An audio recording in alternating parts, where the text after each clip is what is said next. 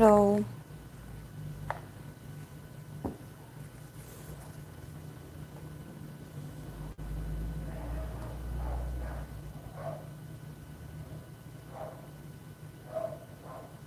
Hello, Fluffy. Hello, Hope. Hello, Hope.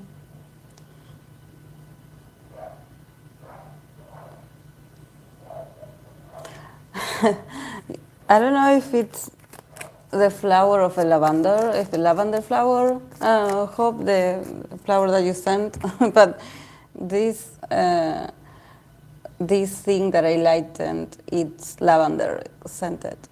So it reminded me of it. I'm like, we are connected.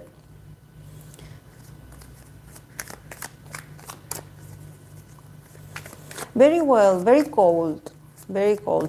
Almost 2 days inside because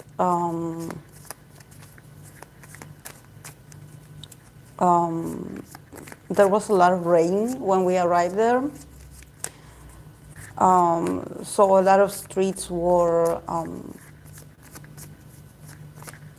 like closed. So, and also the weather was awful. But that usually happens when you go, when you decide to take a trip somewhere. I don't know if it's Mother Nature that is like, oh, you think that you can go outside and be outdoors. No.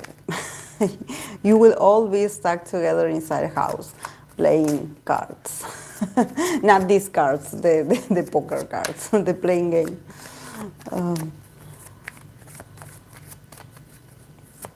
But yeah, the final two, like around Saturday, it was a very like, it was a prettier day. But it was so cold anyways.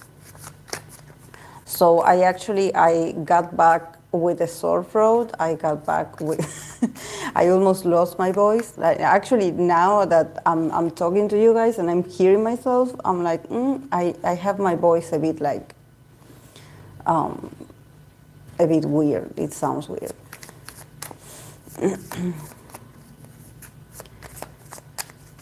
Yeah, it was yeah, it was outside the city, more like the countryside.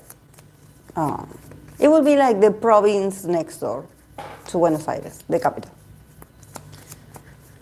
It wasn't that far, but it was a long ride. It took us a long time. We had to take breaks also before arriving there in a gas station, so it was a long ride. That's why I was communicating with you guys and I was reading you in Discord because I was like, okay, I have to entertain myself while, because this, like, it was a long trip.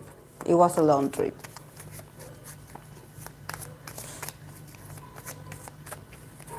But how are you guys?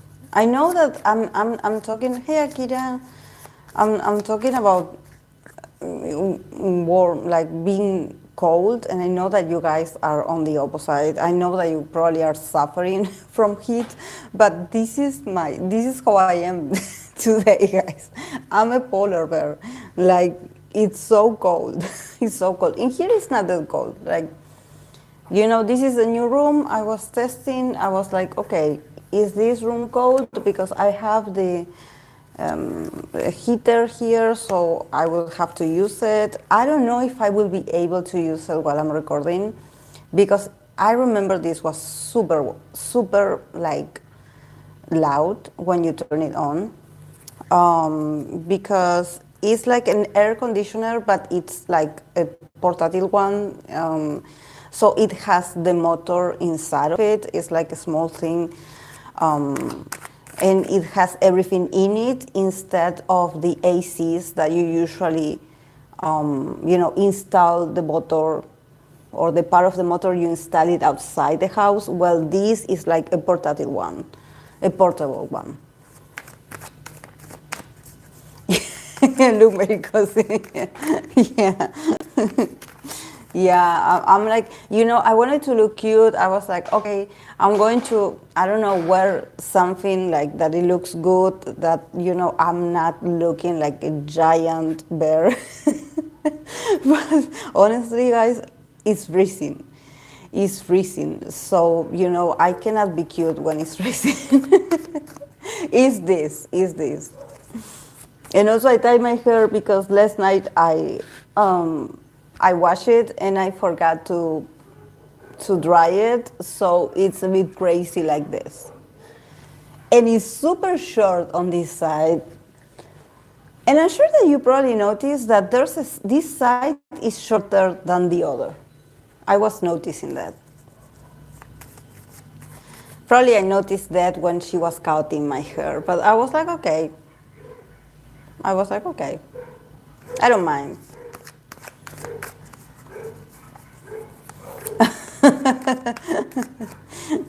But I wanted to look professional, I wanted to look like not cute. You know, when you're like, no, I don't want to look cute. I want to look like serious. Like this is serious stuff, guys. Here, what we do.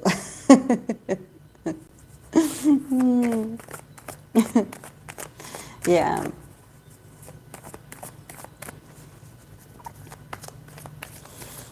I love it when people are like, that there's these astrology videos when everyone is like, you have to wear like clothes accordingly to your rising. You have to dress like your rising. I'm a double cap, so according to them, I would have to be wearing black all day to look my best. I don't know. In my case, I had been told I look good in black, but I don't like it. Energetically, I feel so. I don't like it. I feel like for me, black is for very dark situations. I don't know. I just feel very sad when I wear black, all black. I do love it on others, but for me, I prefer like pastel colors. I love the pastel colors.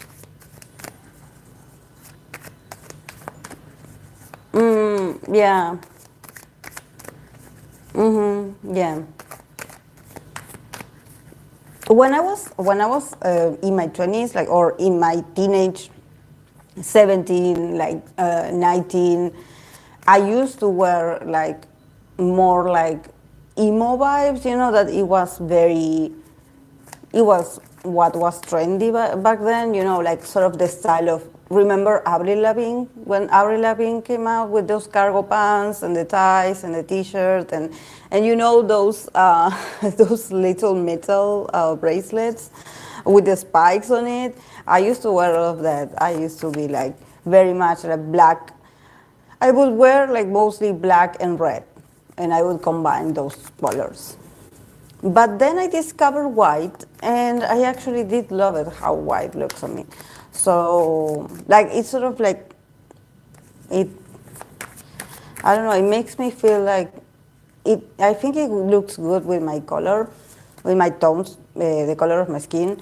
But also, like, in the 2000s, I was like, I also had, like when you have the pre-debut photos, pictures of the idols, they have the pre-debut without the whitewashing, and now you have the whitewashing, and you compare.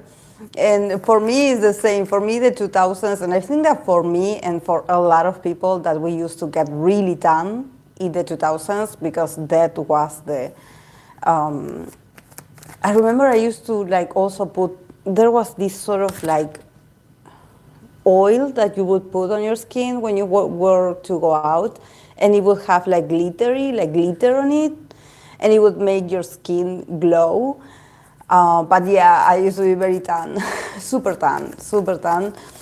And now I'm not. Now I'm not going to say like I'm white. No, I'm not white. But I'm a bit like.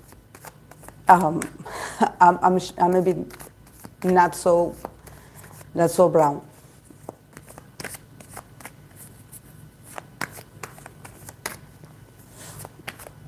Like me.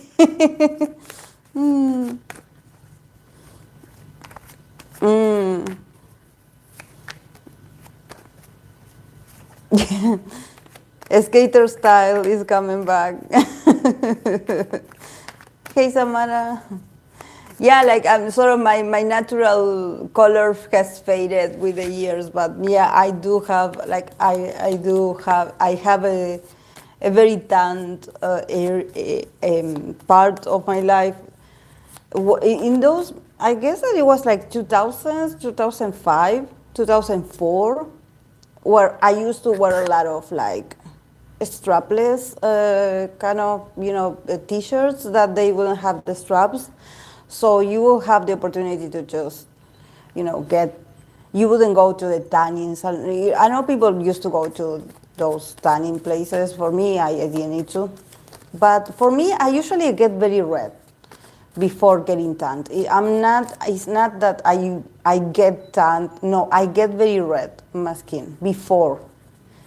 So, yeah. I know there's people that they get tanned very easily. For me, it's not like that. I get very reddish.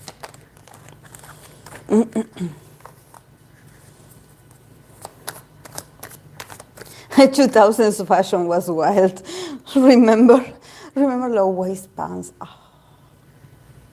I was talking the other day with my cousin about this. Like the part that it was supposed to have the zipper of the pants, it was like this. Like this. Some of them did have a zipper, but the zipper was like this. For me, it was great because I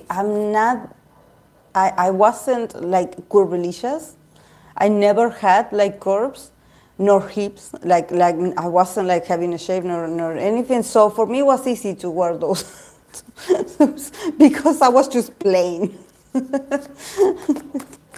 So it was okay. But yeah, no, if I had to do it again, no, there's no way. No. But yeah, and I was telling my friend also that really I was like, remember when we used to wear like probably jeans that were, they were low waist, but like the thing was that it was supposed, like your underwear was supposed to show. Like, and we had this sort of like these panties, I would say, or these shorts that they would have like lace, so it would look like you would see that there's a lot of lace around it, very feminine.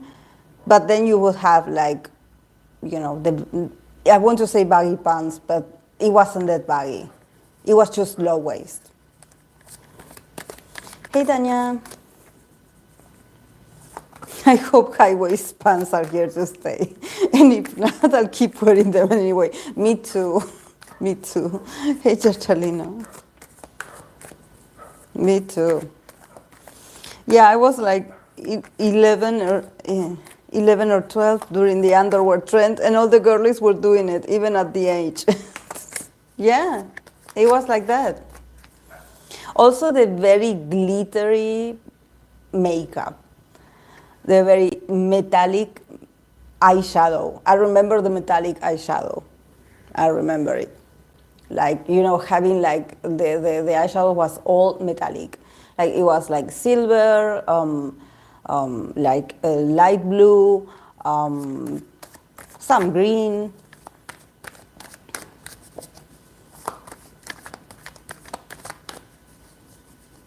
Frosty blue eyeshadow. Yeah. And the very brown lipstick, I had like brown, I had a lot of lipsticks. Like I always am someone, I change colors on my lips all the time. But during that era, I had a lot. I had the lightest pink to the darkest. I always been very like changeable with makeup. And there was no makeup tutorial back then. You just came up with it.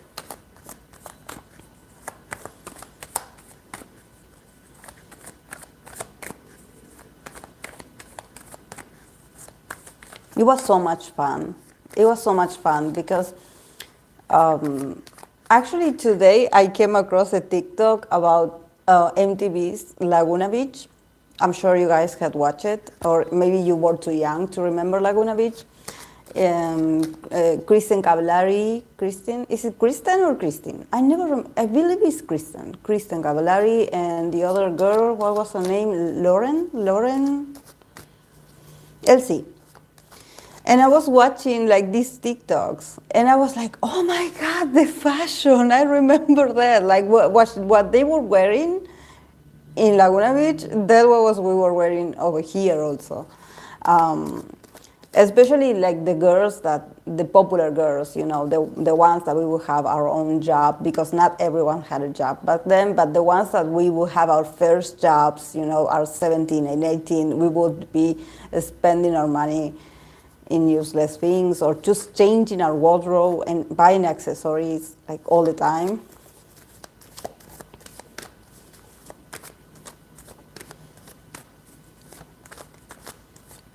I like the 90s fashion, even though I was so young to be interested at the time. But looking at 90s shows is pretty nice.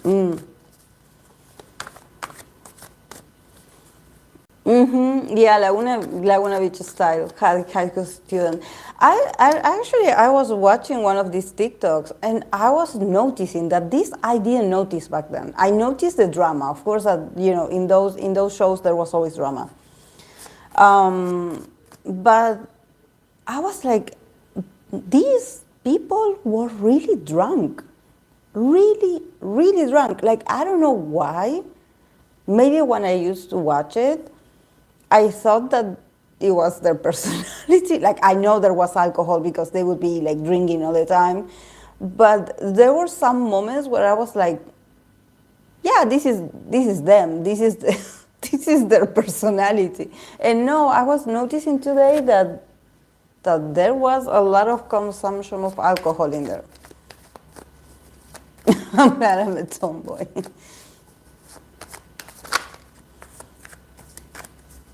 Yeah, I'm a mix. I've always been a mix. Always been a mix. Like, always. I like to mix both. No here, nor there. No.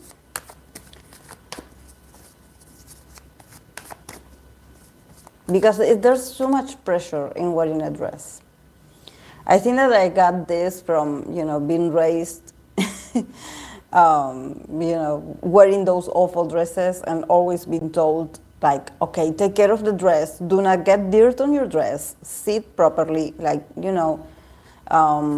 sit like a lady, like, a lot of conditions for, like, a lot of steps for wearing a dress in my family. So, yeah, I guess it's not just me, it's just little girls everywhere.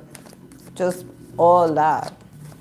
All that. You couldn't, and it wasn't like, oh, I was going to be wild. I didn't climb any tree. I wasn't like that kind of child. But there was this installed list of watch out for the dress. You just got a new dress. Like, you have to take care of the dress. Oh, no. Too much responsibility.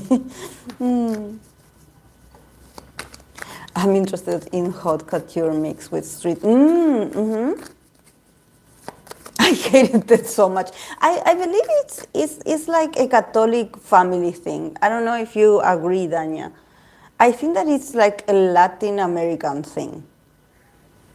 Because it's not just about you being like seated properly and being told to behave. No, it's more like take care of your dress. Do not get dirt on your dress. It's your Sunday dress. Like, it's the fancy dress, because we are visiting someone. So you better take care of the dress. So,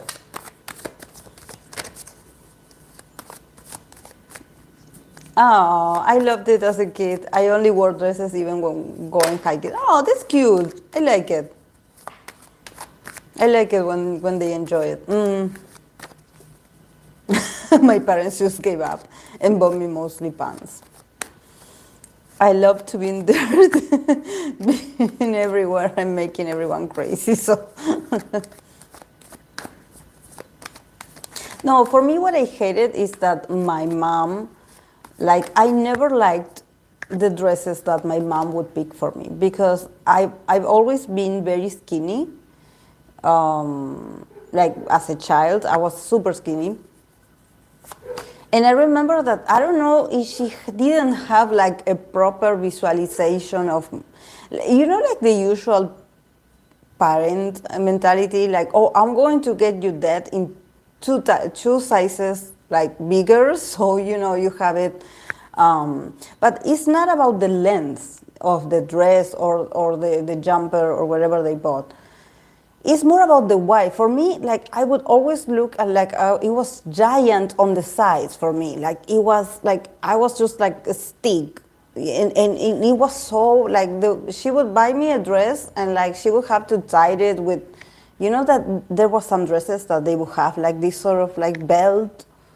So she would have to tie it very much, but in here it would be so loose because it was huge for me, for my frame, I guess.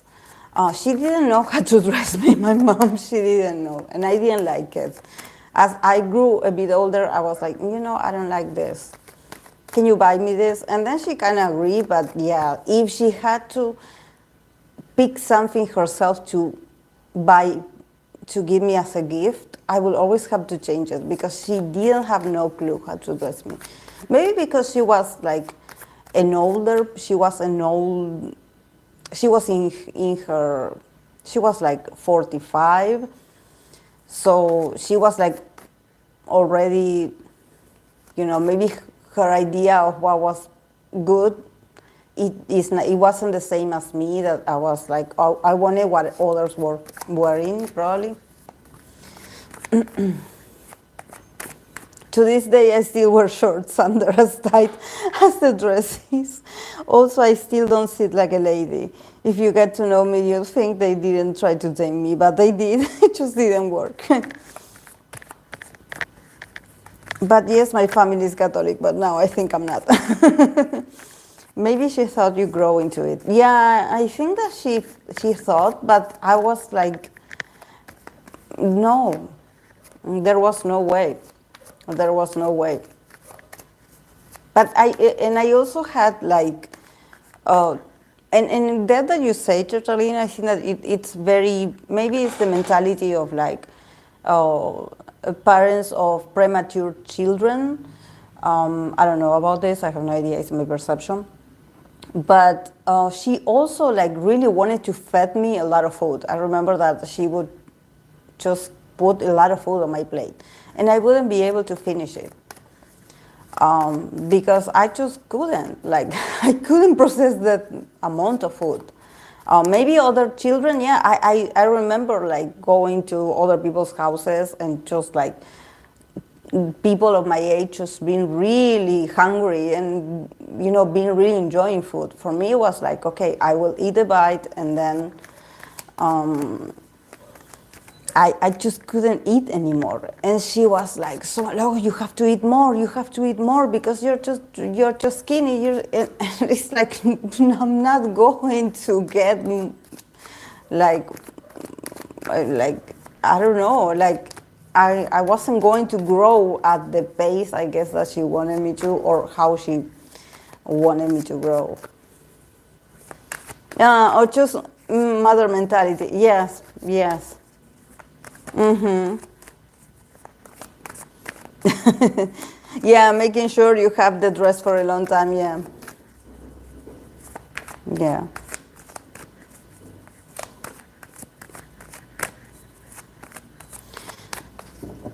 Are you guys watching the? I was talking to the people in Discord. I was talking to you guys about that. We started watching because I know that one of you recommended this, and I started like, I don't know. I received some reviews of TikTok about this dating Korean show. I don't like dating shows. For example, that one that is like exchange of love. Well, I did watch Singles Inferno, but yeah, not my fave. Not my fave. But this is a dating show for shamans. I don't know why they call it shamans, because only I believe that 3 or 4 of them are shamans, and the rest have another adivinatory tools. So it's not the same being a shaman. Like it's not like all of them are shamans because you have tarot readers, and you have these readers of Sahu. I don't remember, but well, dead. Um, and it's so good, guys. You have to watch it. It's so good. I watched one episode and I cannot wait for the second to premiere.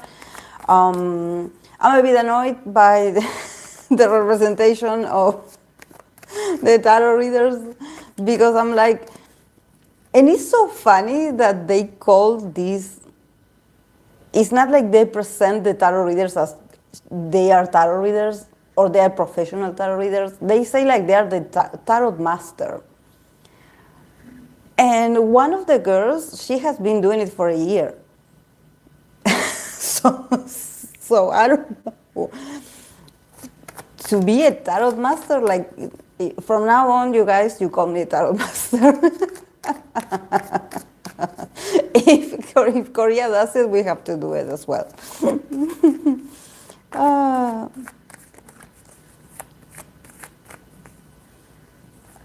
Okay, so that's a mom thing then. My mom loved to put me in the most uncomfortable, exaggerated clothes. In some childhood pictures, I even look hateful. Yeah, I think that the thing that I didn't like the most, it was that it was so exaggerated. Like, it didn't look like the clothes was for me. It looked like I received it from someone else.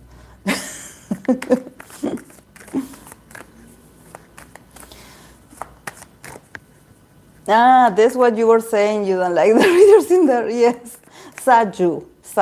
Yes. I don't know why I wanted to say Sagu. So do they read for themselves as potential partners? They have the possibility, they enter a sort of cave and you have these tiny pieces of wood that you have, I believe it's like the zodiac animals or some animal in their, in how they, I heard that there's something about the pillars of dawn. So they said something about that. You know, the animals that we see, like the rooster, the rat, the ox, the horse. There's a golden horse. Then there's a red ox. Those, it's not just like the zodiac, or the Chinese zodiac, or the Asian zodiac animal. It's more like the combination of other things. Maybe their hour of birth is like it's calculated more meticulously.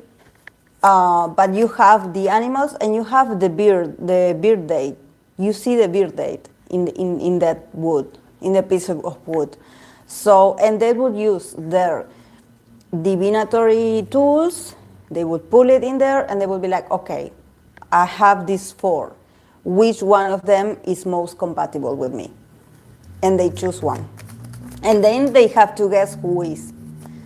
But they cannot, they have to meet, but they cannot tell each other their Sahu.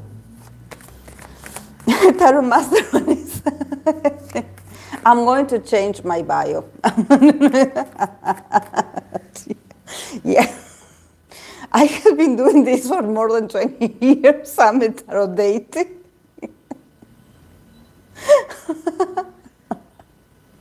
You're right, Fluffy. You're so right about this. You're so right about this. For the shippers that complain about my feedback on the readings, you know I have been doing this for a long time. I'm a tarot deity.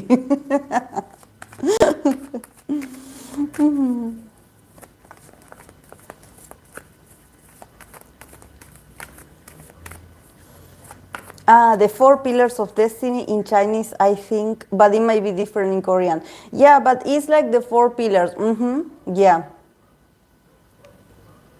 It's just that, you know, sometimes when I say Chinese zodiac, like, I don't know how they, that's why we are like, okay, Korean zodiac. Because for me, like, I always known it as the Chinese zodiac, you know, the one with the animals.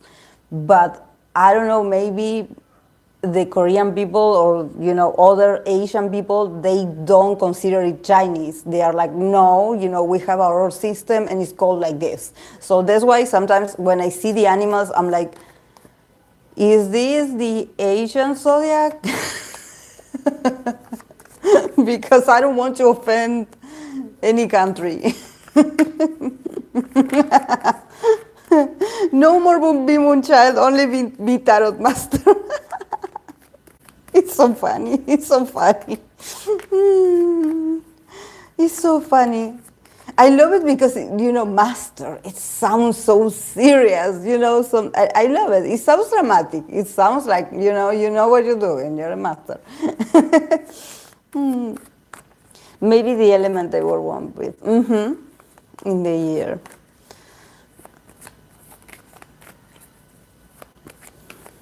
Speaking about shippers, and after we talk about him on the VC, people are still sure Shawn Mendes is gay because they ship him with men. Oh, I thought it was over. Yeah, it's like Reiki master. I understand. Did I ever tell you guys that I do know how to do Reiki? I don't think I ever told you, but I do know. Tarot Sensei.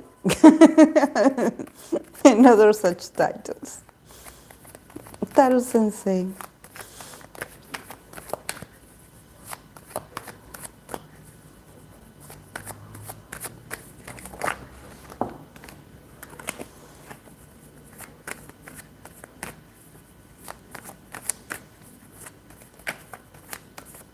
When you said you thought non-K-pop shippers are normal, no, they're always weird. Yeah. Like, I was this close to say, no, but these people seem nicer. These people seem like a bit like, first of all, I consider when someone says, I know they watch, there was someone that was so funny that they were like, I watch a lot of these videos. Like, I guess with the same celebrity or, different ships, and they go through all the different tarot readers or other oracles readers. And see, but they are so nice in the sense that they say hello and thank you, or please. For me, it's like I love it. I love it. But the thing about it's about the intensity of people. But I think that in this case, it has to do with that there's no. There's no guidelines through the reading experience. It's like, oh, if this video goes well, then I will read for the same subject 2 weeks from now. And no, at least I'm not going to do it. But, and this is how I work in life as well. This is not something that, oh, I have something against so and so. We do not know these people. We do not know them. But when a tarot reader, if I say in my interpretation, and if other readers say, I see this and this and this, is what I see. You can be like, oh no, this card means this, and you didn't say this, and this card, I don't care. It's not just about the card. It's about how I connect with what I'm feeling while I'm reading. You can call it channeling. You can call it however you want it. If I don't see it, I'm not going to say it. I'm not going to say the words, because words, interpretations, they have power. Once you say it out loud, you are sort of like putting it out there. You are throwing the energy. You are saying, oh, I see there's potential, this could be serious, or this could be a proper relationship, this could be, like, if you say it out loud, then it's like you throw that energy out. That's why you can, like, if I don't feel like I see something genuine, I'm not going to say it. I can get a lot of cups, but if I don't feel it in me, Like I don't say it.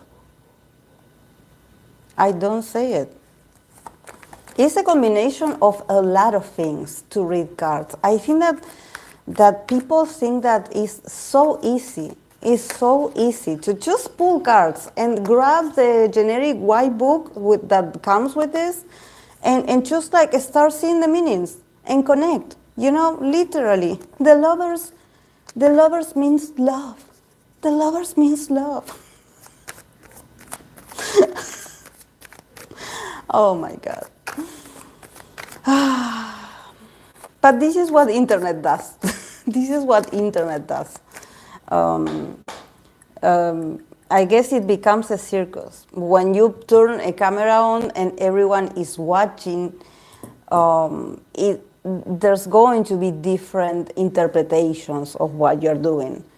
But it's like you can have your opinion, but my interpretation is not going to change. Even if someone paid me to do it, it's the same.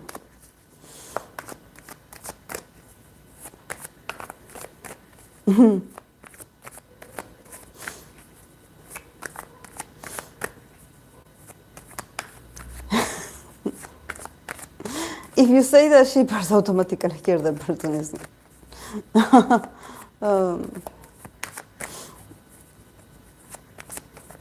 No, I think that it's not about being a trusted tarot reader or not. Like for me, the greatest feedback that I have for people or from clients is the people that I read for, that they hire my services. And I have been doing this for a lot of years. That reading for K-pop artists, for me, it feels like fun, like something that I do because it's my calling. I like tarot. I like reading tarot. So it's my way to give back with the tarot, being like, okay, what can I do that I can share with others, that I can give my interpretations? You can watch it when you can, how you can, and we can have fun, But I'm still a tarot reader while I pull the cards. Yeah, I'm still me with my set of skills and all the years that I had been doing this. Just because you came across a video of my reading 5 minutes ago, that doesn't take away the longevity of what I have been doing in the past and what I'm doing when the cameras are not on. So, like, I don't know.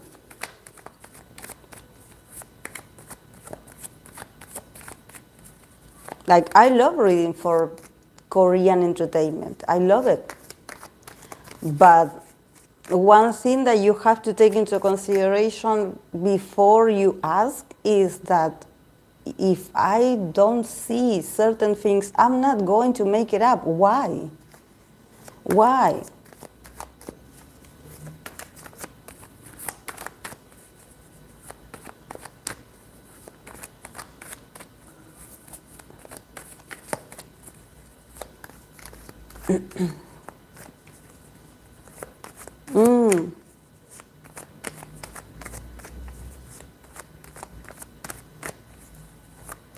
But it's also is how, I don't know, probably only people that read tarot or have another divinator, I don't know, divination tool, I would say. Maybe they can relate to how I feel. Because, yeah, we do feel, we are not machines. Well, I'm pulling cards and I'm reading something. I feel like I have a perception that it doesn't have anything to do with the cards that are on the table. It's just something, it's like a message that comes with the reading. And I have to also take that as a sign. I have to say it. I have to add it to the interpretation.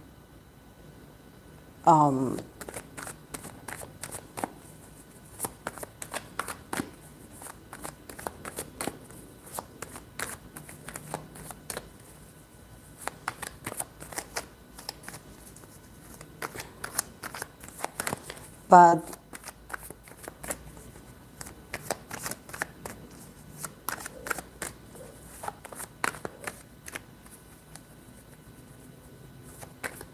anyways, we were talking about the Shaman dating show. And it's funny because there's this, one of the girls, one of the tarot readers, because there's two.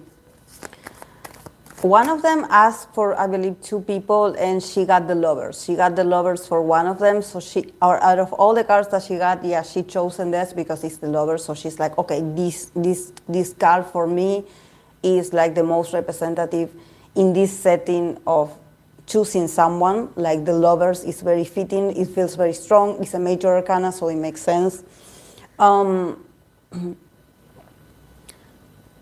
And then the other girl that I'm like, what? When she said, like, it's very funny because she, I believe there's four boards with the information, and she pulled 5 cards. So I was like, okay, how many cards did you pull? Okay, she had like 5. And that's supposed to be one for different, like the different options that she had. And out of all of that, she was like, I took the card, out of all the cards that she had in there, laid in there, she was like, I took the card that I didn't want to let go of. The card that I wanted to hold on very tight to this energy. Like it is the representation of the guy that she was going to choose. She had a King of Cups. She had the Ace of Pentacles. I don't know how other cards, but they were all positive. And she got the 9 of Wands. She picked the 9 of Wands as the card that she didn't want to let go of. That was the card that she was like, okay, this is the sign that I need, that this is the person. And I was like, what? I was like, what? I mean, yeah, I mean, the 9 of Wands can mean that, yeah, it's going to be challenging, but she's going to hang in there, probably. But it's like you had other, and I was like, what are you reading? But I don't know.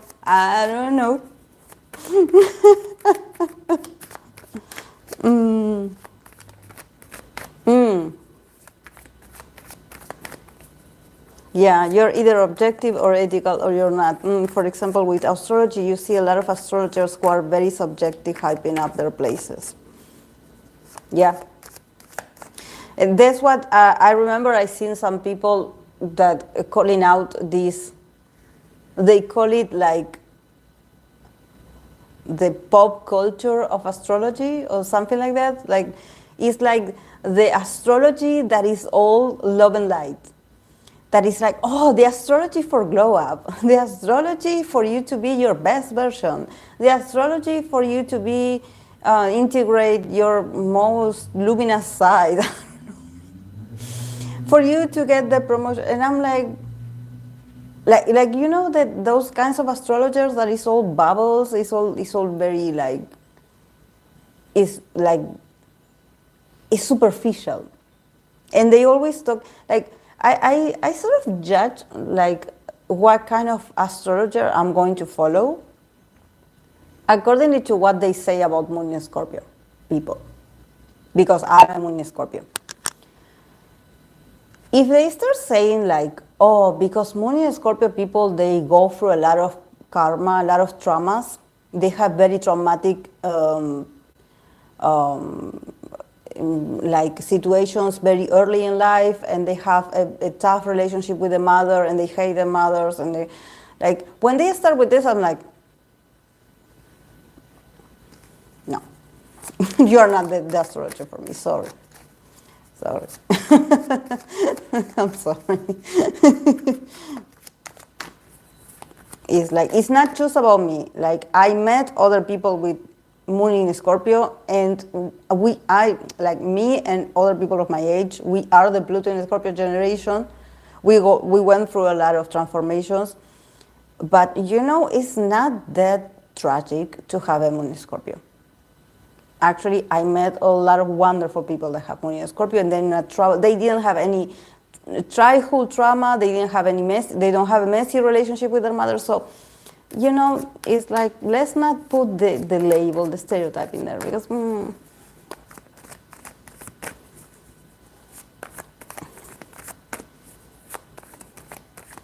what? Maybe she's into that. From what I heard, she is like the tarot master of 1 year of experience. From what I remember, the other one I believe said it's been 60 years since she been reading.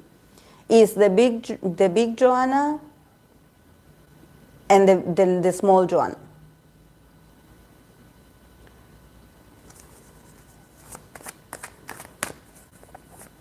Like the tough guy type of something. I know the guys in there, according to their birth dates, it seems like there's 2 Capricorn, 1 Aries man, and a Scorpio man. So yeah, they're heavy, all of them. Heavy in energy, very, very masculine. It's just heavy energy. I feel it that while I was watching the show, and I was like, even the ones that look very calm, like it sort of makes sense that they are into divination, like, like a shaman, or like, there's one of them, this is why I was like, the one that looks like the magnet, that says that he's an exorcist, I was betting that that guy is a Scorpio, is a Scorpio guy, because he says he does exorcisms. So I'm like, this is so Scorpio. But it could be Aries and Capricorn as well. The girls, I believe there's a Scorpio girl. The pretty shaman is a Scorpio. Then you have, I believe there's the Capricorn, the Capricorn woman. There's this Sagittarius woman that she's so Sagittarius because she's so smiley. Like, I love her already. I believe her name is Juna. And she is a rat. And I love her because she looks like, her face also looks like a rat a bit. And since I'm a rat as well, like I lean towards her energy. I'm like, she is so nice. Like, I love her. I would want to get to know her. Like, because she's like the first of all the girls that just wasn't that serious. She was like so smiley, so authentic. I love it. I love it. And then the other one is, yeah, you have the red ox, and then you have the black ox of the girls. But yeah, one of them is, like the one with the bangs is Aries sign, I believe. Sounds like she's holding on to toxicity. Exactly, or she loves a challenge. I guess that. Yeah, but I saw the cars and I was like, really? Out of all the cars that you have in there, that's the one that caught your attention for a dating show? I was like, okay. I don't know what the 9 of Wands in Korea sees is the meaning, but for me it's very differently. But I can learn from them. Like I wish I could, there could be more episodes available, so I could sort of see her perspective of why she had chosen. For me, it says a lot about her, not so much about the person or the prospect of the person that she chosen. I think that it has to do with how she views relationships. This is the 9 of Wands. This is what she saw, and she was like, okay, I'm not letting go of this card. I'm choosing this.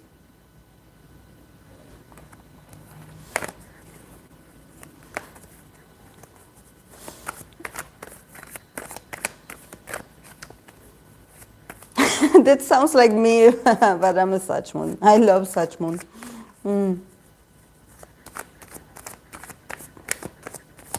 I just love all Sagittarius, honestly.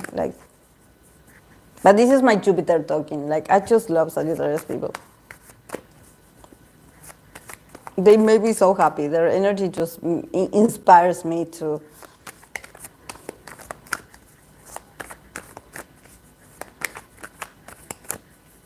I don't. Those are sadly the most popular ones. It's fun to see the post like things that are very Pisces, something like that. But people take it serious and accurate when it's just supposed to keep viral. Yeah, probably they do like the post is very beautiful, and well, I'm curious about this dating show. What a concept, yeah. They put things everyone does, so everyone relates. Like drinking coffee is not an Aries thing. Everyone does that. You're relating to fake stuff. If you think Sagittarius are fun, you just haven't catch them. Yeah, I know what you mean. I have like one of my dad's brothers.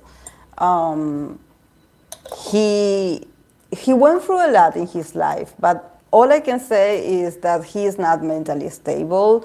He went through his sort of fanatism, this spiritual awakening, talking about politics and conspiracy theories. So he's not that stable. So I know from experience, especially a Sagittarius men. Sagittarius men are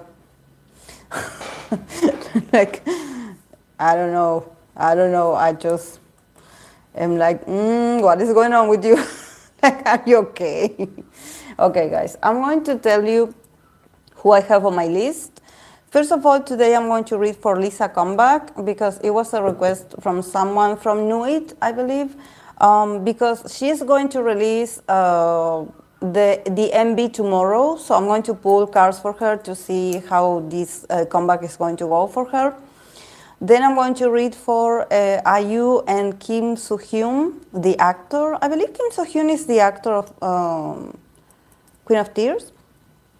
Then from Enhypen, Sunghoon and Jungwon. Red Velvet, Irene and Jennie. Exo D.O and Youngji. Is it Youngji? Yeah, it's Youngji. She made a video with him, I believe. I don't know if they did the song together, but I did see the video. I'm going to read for Jikook, friendship reading, because I did Taekook last week. So, the Jikook also deserves their place as well. And then last, I have Bae Suzy and actress Song Hye-kyo. We love a good conspiracy theory. I honestly, I hear a lot of podcasts about conspiracy theory.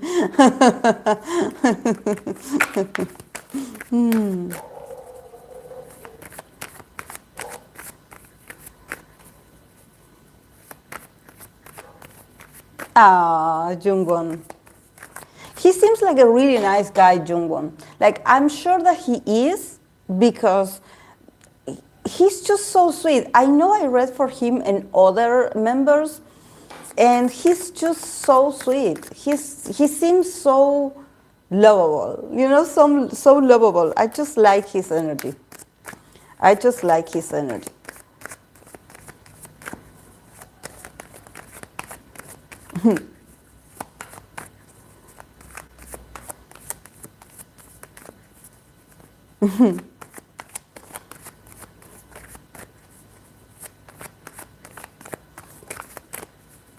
Yeah, it's not the very. I had a lot of recommendations, Akira, and I tried to find the ones that I didn't do before, and it's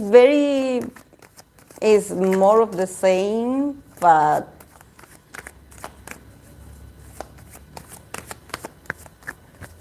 also, guys, I have to create the post for. I have to find a new romantic subject for Wednesdays. While I was on vacation, I was trying to find a proper subject. I sort of seen something. I was like, okay, because you know that I have this deck that is the Dark Mansion. I believe it's the oracle that I have, the Dark Mansion tarot. Is it Dark Mansion? Well, I have the deck and I haven't used it in ages. So I was like, okay, what if I do a dynamic reading about what they don't like about someone, or they are not attracted about that specific trait in a person. You know, since we were talking about the opposite, like what they would find attractive, what they, you know, they would make them stay, you know, something that they would commit to. What about, you know, going to the other side, like what actually they would despise? They would be like, oh no, oh no. Because I have that oracle, guys. I have that oracle. So I was like, it would be interesting to sort of give a spin to not the happy, you know, happy and generic traits of like, oh yeah, he, she would love this. It's more like what they wouldn't like. And also I can pull some other cards of the tarot to accompany the reading as well.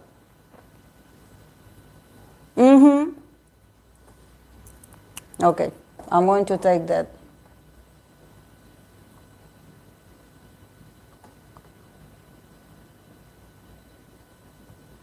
Then I'm going to take a picture of the oracles that I haven't used in a while, and maybe we can come up with another readings, like based on the ones that I don't use a lot. So maybe the images, it can inspire. My Aquarius self would love to find out how to push an idol's battle. Probably, Samara, go stalk them, poor people. Go stalk them at an airport. At an airport. Have you seen, guys, the last video of this Stacy member? Like, there was a supposed fan that she was recording the girls, and the girls were on their way to get to, you know, to take the plane. They were waiting, and there was this person, like, she was like, oh, can you say hi? She was like waving, and the fan, she was like, what is up with that way of saying hi? Oh, the audacity, Samara, the audacity. Yeah, it demands, like, definitely it demands capitals. Yeah. I was so like, I would be like,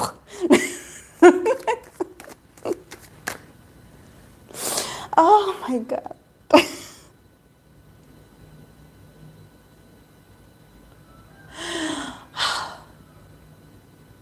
Oh, no. No.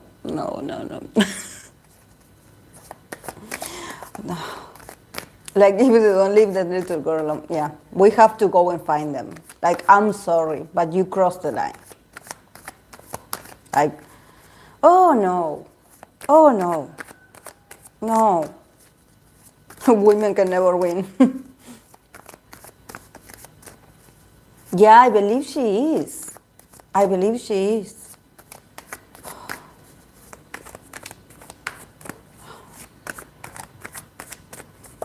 When I heard the people, because I don't know Korean, but accordingly to some phrases that we hear in K-dramas, I kind of know what they were saying. I didn't need translation. When this girl that was filming, she was complaining to her. I was like, oh, no, you didn't say that. Like, at first I thought that it was a joke. Like, I was like, is this person a friend of this member? Why are you talking so informally to this person? Like, do you know her? Like, oh, 2004 now.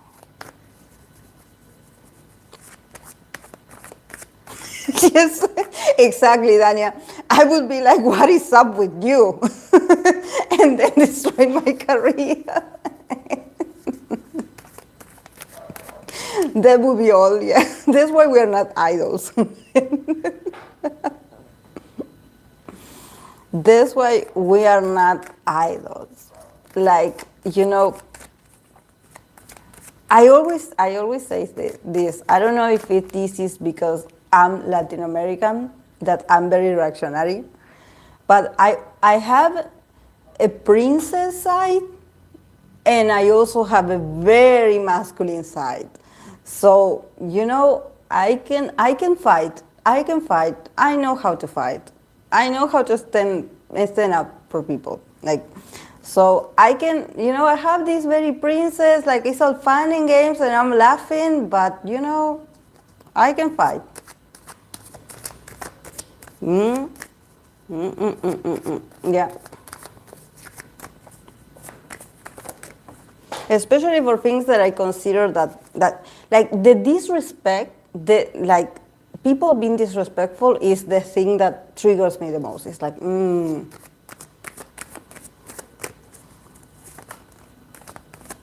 mm.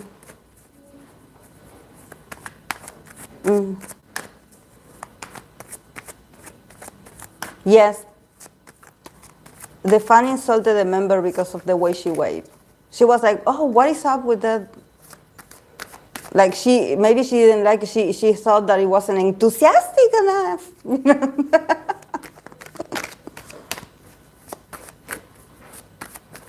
But people are like that. People are like that. I remember when, like, working in customer service, like, I wasn't even in my place of work. Like, I wasn't even in my sector. I was just going there to the dispenser or like the water dispenser to fill my bottled water. And I was like, and this person was like trying to get in, also trying to trespass the desk to ask, I don't know, she was in a hurry, she wanted to know the price of, I don't know. And I was like very like, minding my business, and she was talking and I was like this, and I was listening to her, but I was like, okay, since this is not my shift, this is not my place, I'm here to, to use the dispenser. And then and I turned around and I was like this. And I guess because I do make faces. I am also like, this is why I say people, I look so nice. I'm so smiley here, but I have my faces as well. I have learned with of living, and also adapting to what society expects of us, to change the way I stare at people, and also not to roll my eyes, not just stare at people in a menacing way or condescending way, because they get offended when you look at them like that. So, it's better, especially if you are always dealing with people, you have to put this, not make a gesture with your face, because it's not, it's not positive, actually. Whether you like what they're saying or not, just put a blank face and just listen. But I guess I did something with my face, and she got so annoyed at me. She was like, "Where do you work? Where do you work? Because I'm going to file a complaint." And I was like, "I'm not even in my shift. This is not, first of all, like, you cannot be here. There's no one here that can help you and give you. You have to go to the other side." "Oh no, because I've been told that I have to go here. I have to be here in here. You have to let me know." Like, what a bad service that you have. And give me your name so I can complain.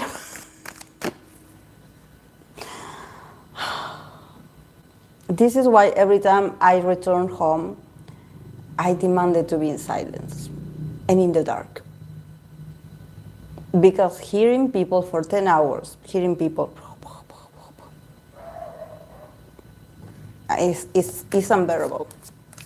There's no sanity left.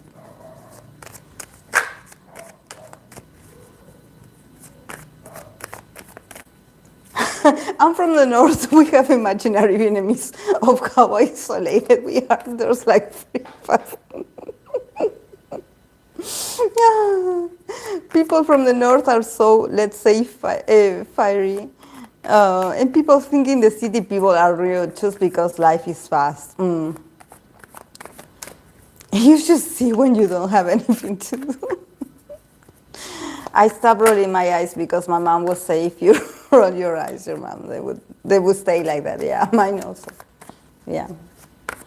But people are just, even if you give the best, like, I don't know, I think that, and this I think that people sometimes also when they go shopping, even when they're not buying anything, when they are on client or a spectator mode, they have a sort of entitlement.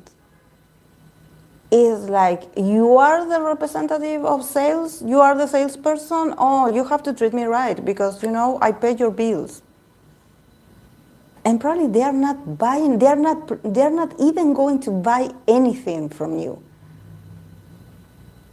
Even like these people that go to the airport to see idols, like, are they fans? We don't know. But if they are, what a shame. Um, but it's like they see you and they see you like this representation of, oh, you're going to be my punching bag and I'm going to treat you horribly because I know that you're working. So I'm going to be annoying on purpose. People really like you have to see it. Like people when they get on their client mode, there comes the monster. That's what I say, the attention that they don't receive at home, they go to the stores or they go to these public places to demand, you know, VIP attention.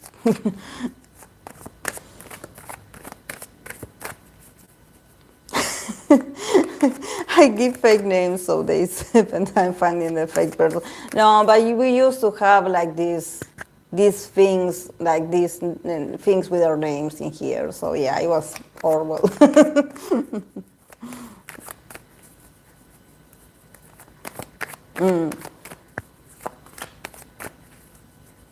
Oh, that's great. Yeah, that you have a boss that understands you and that defends you. Yeah, that's the best. Yeah, I also had an Aries boss, and he was the best in that. Like, I wouldn't even have to call twice. He would be like, "Okay, where is the mess?" Like, he would enjoy it so much to fight with people. He would be like, "Where is it? I'm going to go after." But then you have those kind of bosses that they just hide and they pretend that they are not listening to you calling. Um, They're like, oh, did you resolve it? Because I wasn't. I went to get a coffee. I wasn't around. They are never when you need them.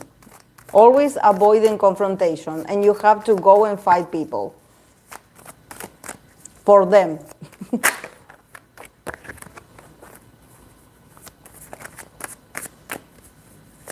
Okay, guys, I'm going to start. Okay, I'm going to start with Lisa comeback, okay? I'm going to write down timestamps because then I go crazy. I have my mat in here and I didn't.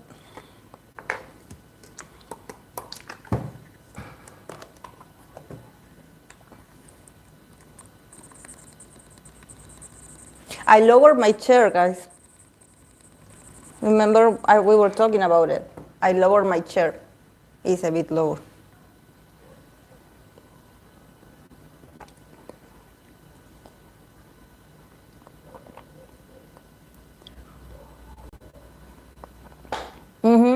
Yeah, I don't have the back pain anymore because I was like, it was too low then.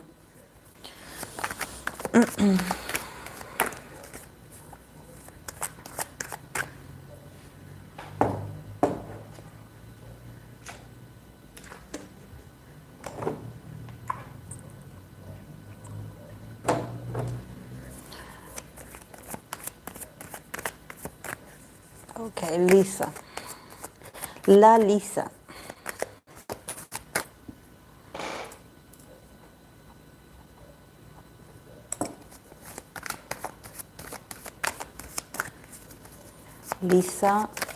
Lisa's comeback.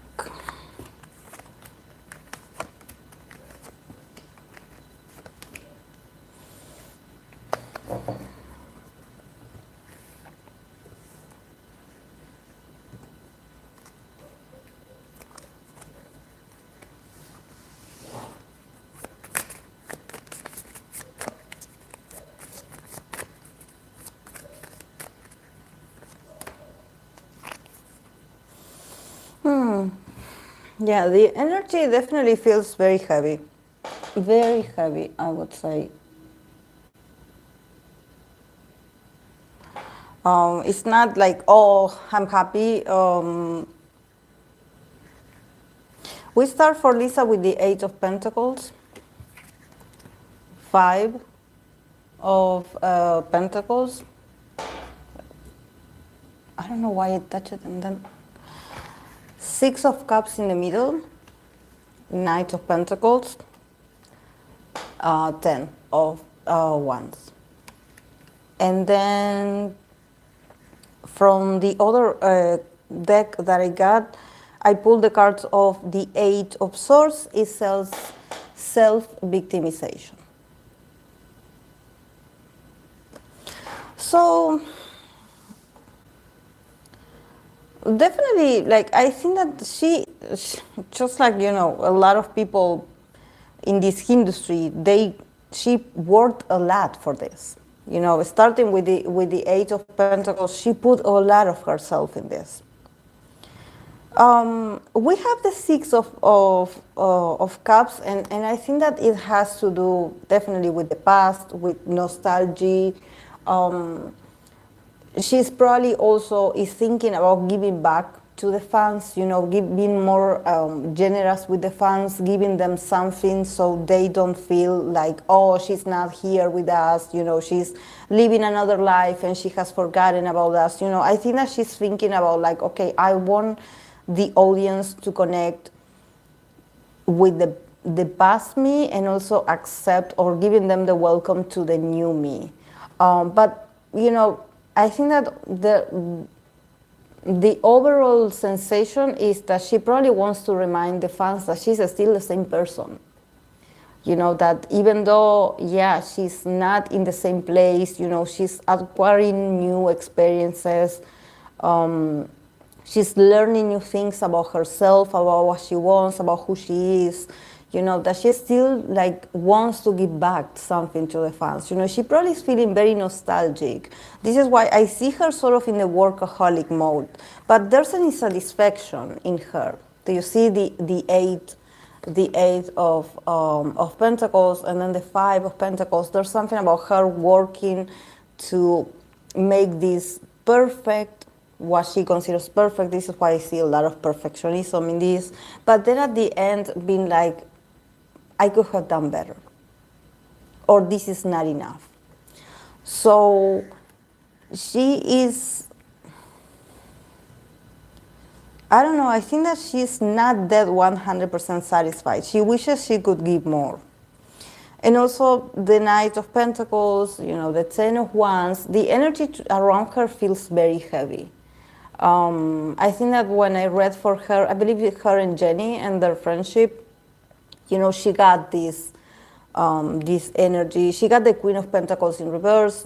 That is about this slow process for her to find her own stability. She keeps working. She keeps putting the effort. She's going somewhere with her creations, but it feels like it's not going to be that easy. Or there's a lot of things that she still has to fight for. Maybe she has to endure a lot of situations, or people just not making it easy for her.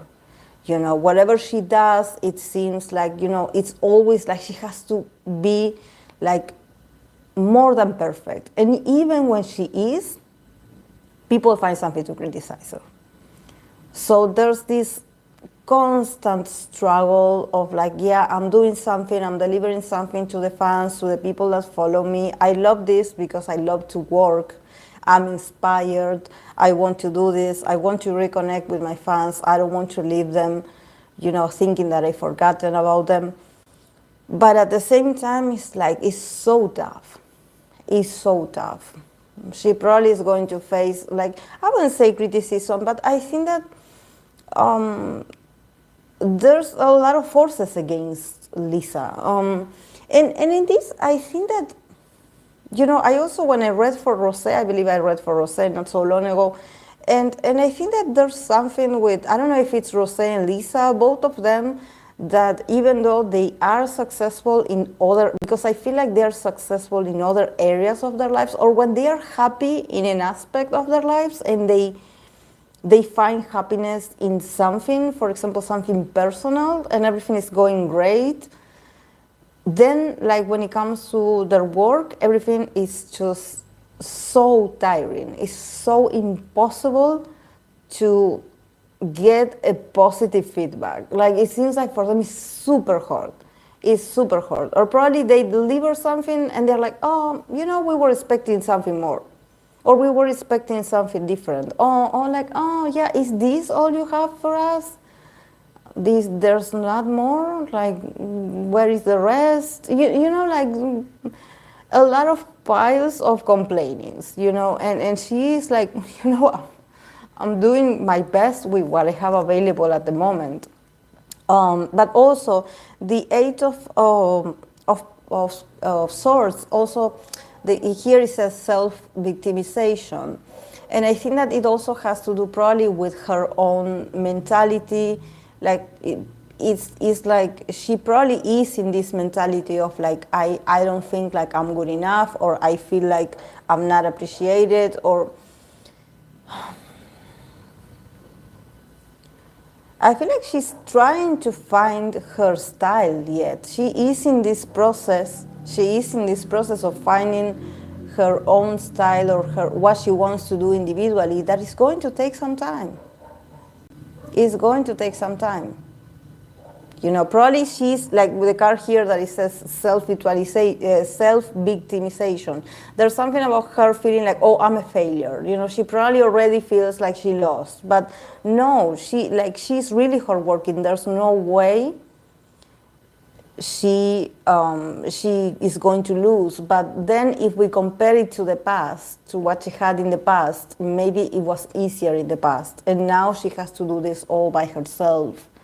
And it's going to be challenging, and it's going to be heavy. And it's going to feel like a personal attack. Yeah, because people are looking at her only. So there could be discrimination as well. There could be discrimination, judgment. But I don't see her stopping. I just think that there's this very negative mindset of like, oh, I'm not happy with this, or I wish I could have done more. Like she feels surrounded by negativity, or probably she's very worried about what people are going to think. That is sort of spoils what she's giving, because I see her very generous. But you know, the cards also advise her to get comfortable with the feeling of that she's transiting the unknown. And every time we enter a new field and we have to get new ideas and we have to start over by ourselves, it's normal to feel lost sometimes, or it's normal to feel like you don't know what you're doing, or if you're doing is good enough, or maybe you're going to get criticized, you're going to get criticism, but you have to keep going. You know, the Knight of Pentacles is like, keep going anyways. Yeah, it's going to be tough. Yeah, they're not going to make it easy, but keep going. You got this.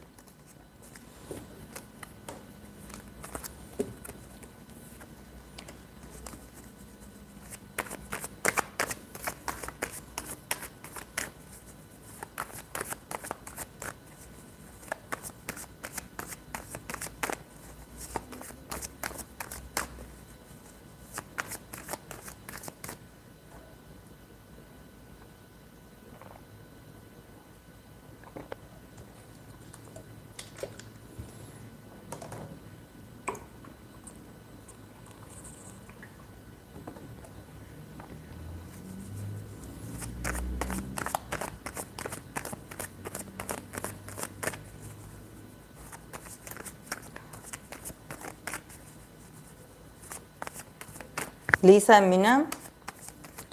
Let's see what it comes up.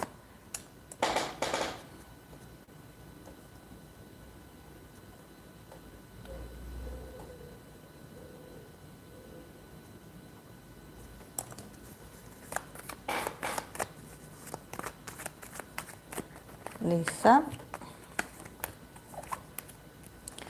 Mina.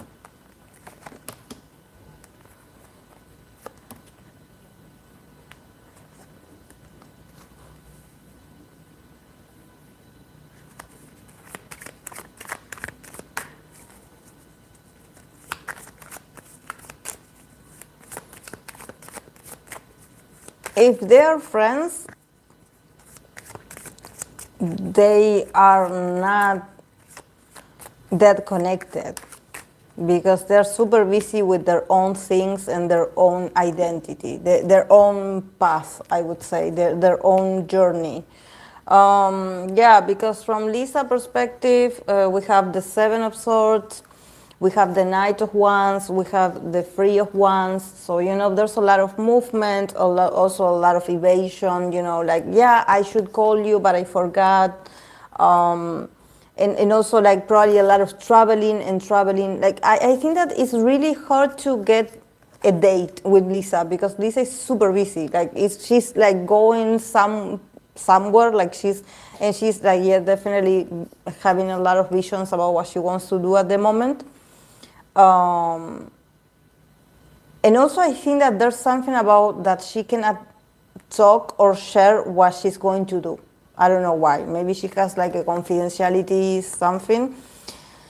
From Mina's part, we have the Page of Cups. That is very sweet. We have the Hierophant. And we have the Three of Swords. So, yeah, also from Mina's side, Mina is just very loving. Definitely she loves Lisa a lot. Like there's a lot of like, okay, you can, like we can talk, like I get you. Like, you know, if you need your space, I'm not going to interrupt you. Like you do what you have to do. You know, like, but just know that I'm here, that, you know, I'm happy for you, or I think of you. And she thinks very positively of Lisa. But yeah, we have I think that also Mina probably, she's dealing also with her own issues. And here we have the company card, and they have the Three of Swords. So, you know, there could be like she also having some drama with her own company, with her own institution. But probably could it be that also Mina has some very traditional values about something? And it's like she maybe is like, you know, a bit like, wow, you did this, like, you know, you decided to do this project, like, isn't it like very like exposed? Like, you know, there's something about like, oh wow, like, you know, like, wow. But definitely she's like, you know, you do what you have to do. Like I'm just making sure that you are okay. But yeah, I think that there's they are going through different stages in their lives. Probably because Mina has an stability. She has like she has an stability with her group. You know, this also could be the dynamic of Twice. You know, not just like a CEO or a building. It could also be the teachings of being part of Twice. You know, but also she has her issues. I think that this card has to do with her personal issues. Like she's like, you know, I'm sending you love and light, but I'm also dealing with my own disappointment. Like I think that she relates to Lisa, but at the same time she's like, you know, yeah, I'm also struggling. Like even though I have a stability and I have people around me and I'm okay, but I also get sad from time to time, you know, so probably there's a bit of nostalgia.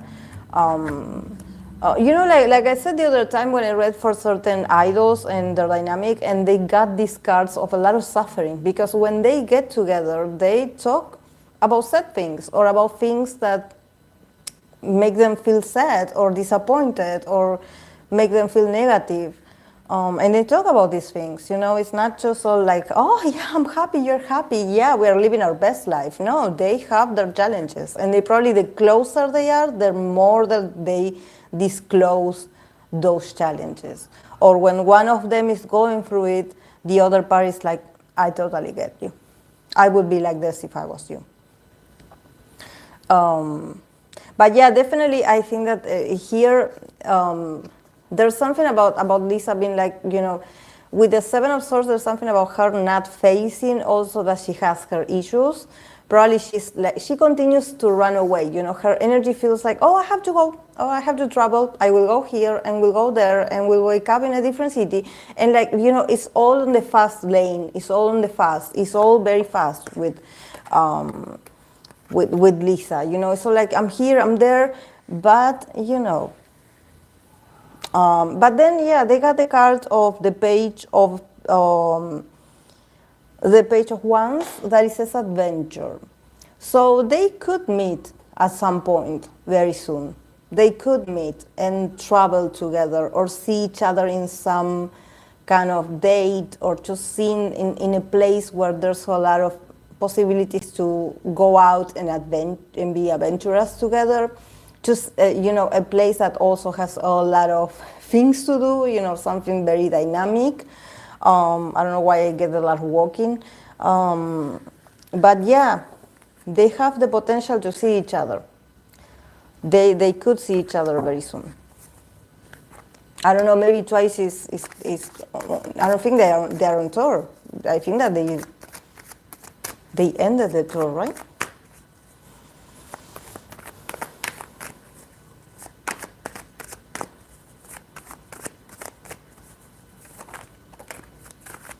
Walking like a city.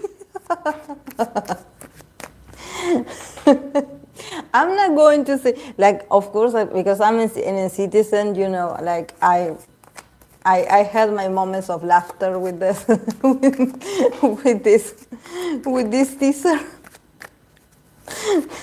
But I'm not going to judge because, you know, when Espa Supernova came out, like the first listening, I was like, what kind of NCT song is this?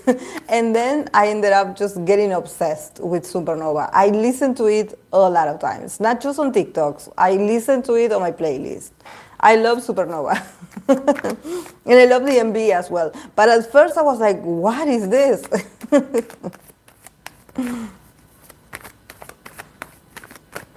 So let's see what walking means for NCT once the song is out.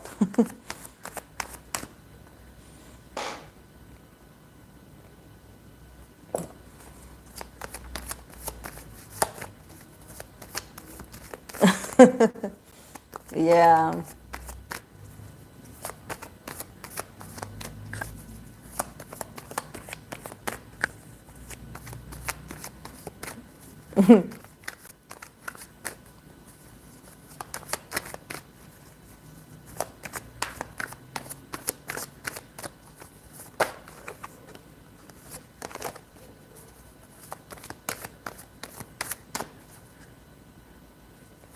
Okay.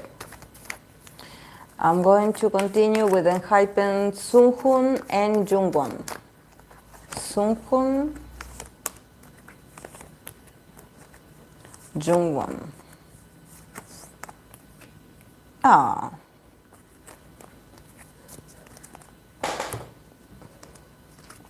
Sunghun hasn't changed that much. I don't know why every time I pull cards for him, I feel like he hasn't changed that much. His energy doesn't move. Like, he's very, like, it's not his energy. I think that his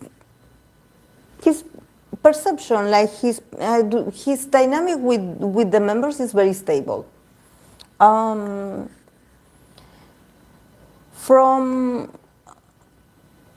Sunghun we have the Knight of Wands, the Fool, and the Page of Swords.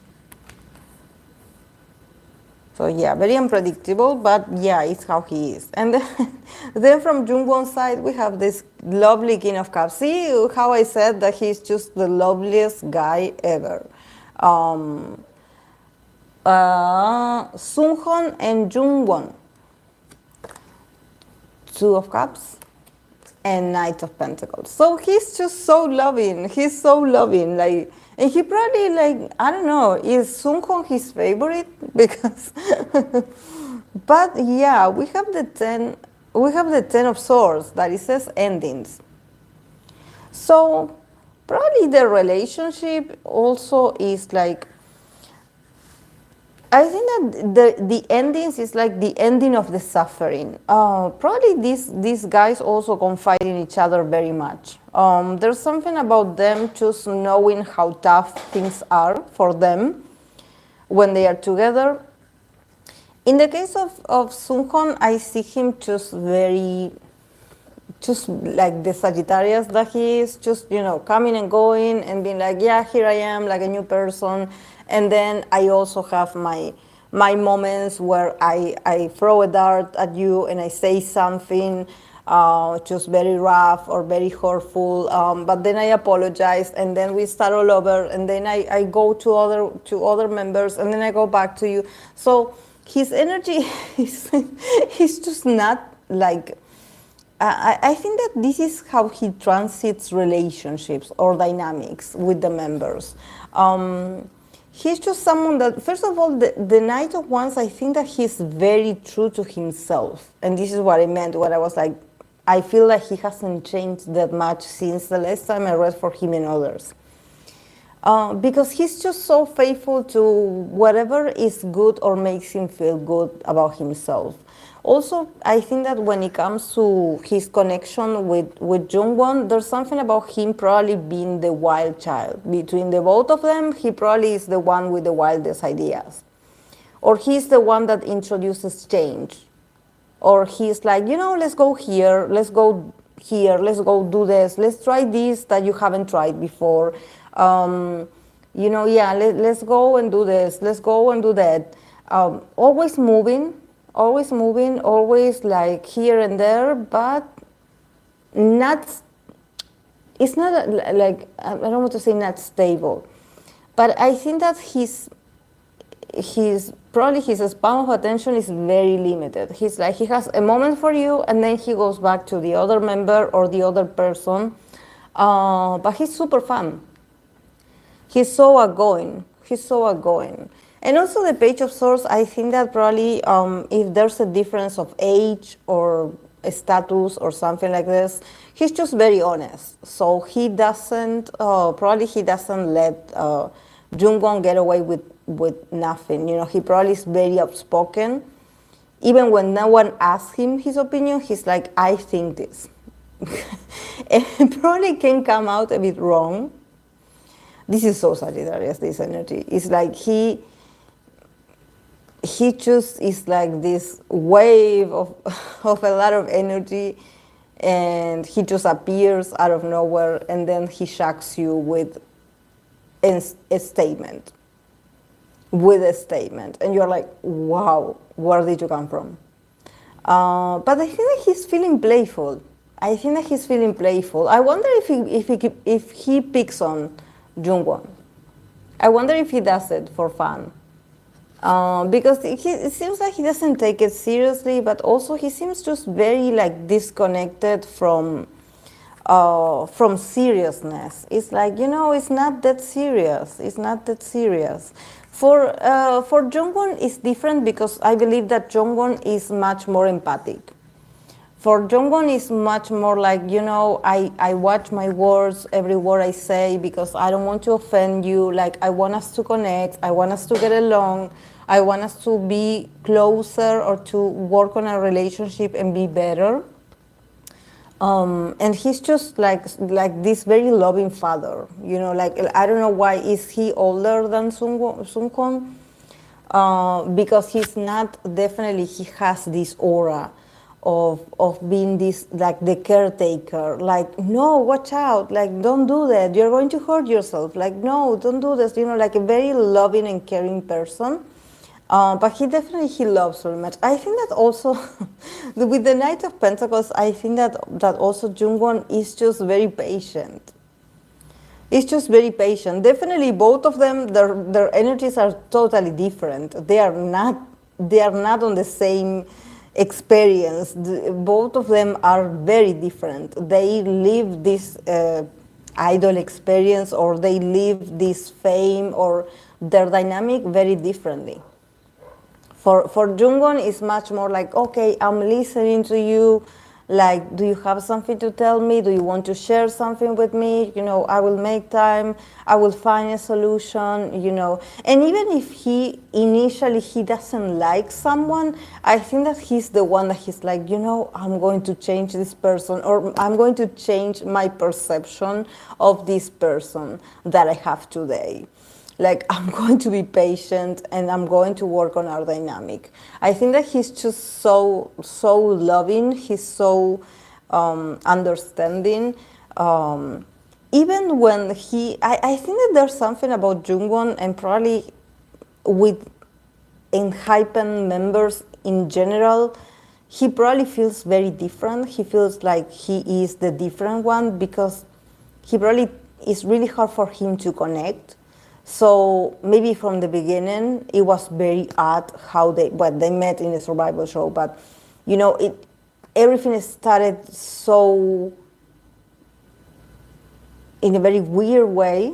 So he had to be understanding from the beginning, or he had to be reliable from the beginning.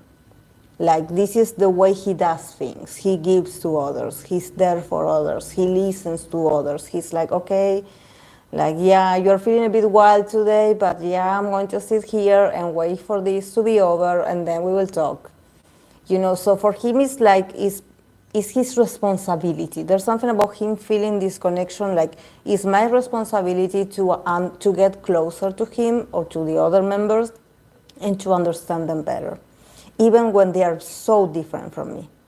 So this guy is going to go places because he's so mature emotionally. I mean it. Like, he knows how to be there for others, you know, even when things are very uncomfortable, because probably all of them are guys, you know, so it's like, oh, feelings, you know, like, we don't talk about feelings here. And he been like, no, but guys, listen, we have to understand each other and listen to each other and spend time and just, like, you know, be patient, like, let's not fight. But yeah, with the Ten of Swords that it says endings, I think that maybe from Jungwon's perspective, because I feel like probably Sunghwan has, like, is a much more reactive temper. So probably he gets tired easily, or he gets frustrated easily with certain things around him. So probably he's the one that he gets upset or something happens and he just, you know, he tells things the way he sees them. He probably, like, argues with people, or I don't know why I feel like I see her, like, you know, this is like a very runner card. So I see him like, okay, he has an argument with someone and he threatens to leave. Or and this I don't mean like with the members. It could be with someone that is with them. And I sort of see, like, Jungwon from his perspective being like, you know, let's calm each other down. Let's breathe, you know, because the kind of endings, it feels like their connection is so much about being on the limit, you know, on the limit of, like, where we are not getting each other to the limit of we have to start all over and understand and make, sorry guys, and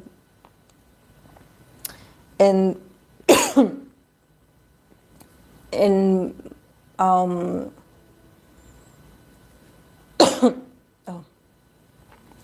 It's been a while since I cough like this, but usually when I cough like this while I'm reading, it means that one of these people has trouble saying what they really want to say. It's like probably they get very, very much on the defensive. Either they start crying or they choke on their words because they get so emotional or they get so angry that they cannot say the words. So they would prefer to leave or to I don't know, just evade the situation, maybe cry out of frustration, not cry because I'm sad. But I think that sometimes it's really hard for them. I think that these Enhypen members, they're always on the edge. it's not that they're at the age, they're on the edge because of each other's personality. I think that everything that happens around them in the group causes them from time to time to feel like, I don't want to do this anymore. I'm angry. I'm angry that I'm having this conversation, or I'm angry that things are not working the way we want to. No one listens to us. So there's this feeling of like, I'm frustrated. I wish I could shout. I wish I could say out loud like everything that I think about a certain person. And probably Jungwon, there's something about him like sort of a bit stopping Junghoon to be like, let's not react. Just take your time, go somewhere, breathe. But this will be over soon. It's not going to be like this. We will find a solution. But probably, one of them loses their patience very fast. Probably everything around them feels very, very tense. They feel misunderstood. And I think that it has to do with their careers. It has to do with their careers, the pressure of being who they are, the pressure of their fame. Maybe they are not satisfied with certain things, and they're always on the edge, of like, okay, if I say this, I'm going to end everything. I'm frustrated, I'm angry, no one understands. But yeah, definitely, is Jungwon the leader? Because it feels like he's the reason why people don't leave, because he's so sweet and he's so supportive like a father that they're like, okay, I will think it over.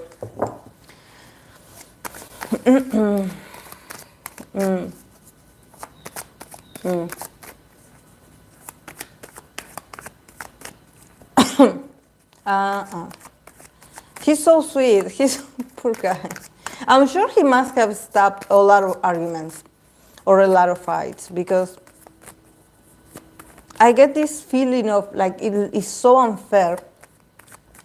Like, it's so unfair that it's like you want to respond to these people. You want to tell them to their faces so many things, but you cannot, because, I see Jungwon stopping, like the members, the most reactive ones. I mean, like, don't say anything.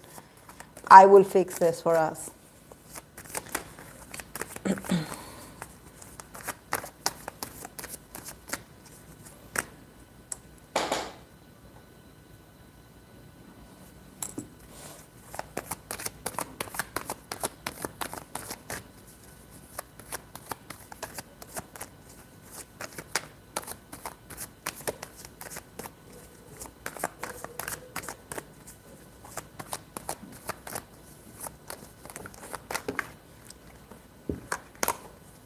Also, guys, on Saturday, I'm going to do the readings for the Cancer people, so I'm going to leave a post also, so you can leave your recommendations for your favorite Cancer idol or artist.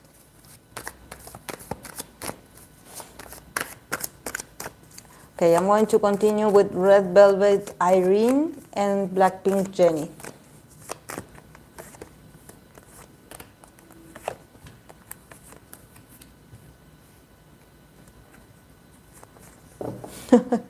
It wouldn't be a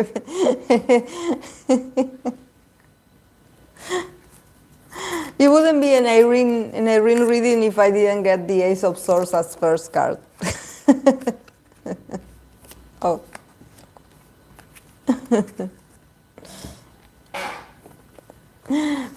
From Irene's side, we have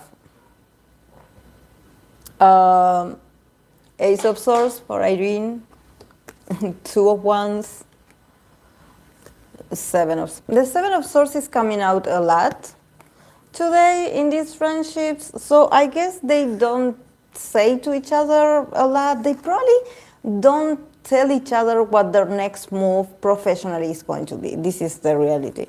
From Jennie's side, we have, much more loving and accepting.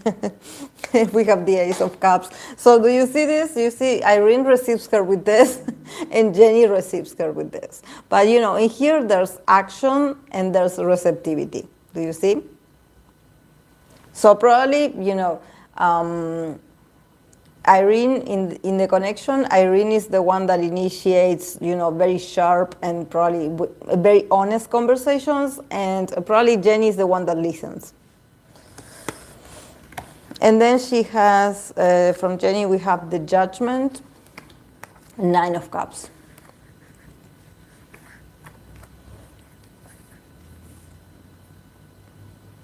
And then for their friendship, they got the King of Pentacles, wealth.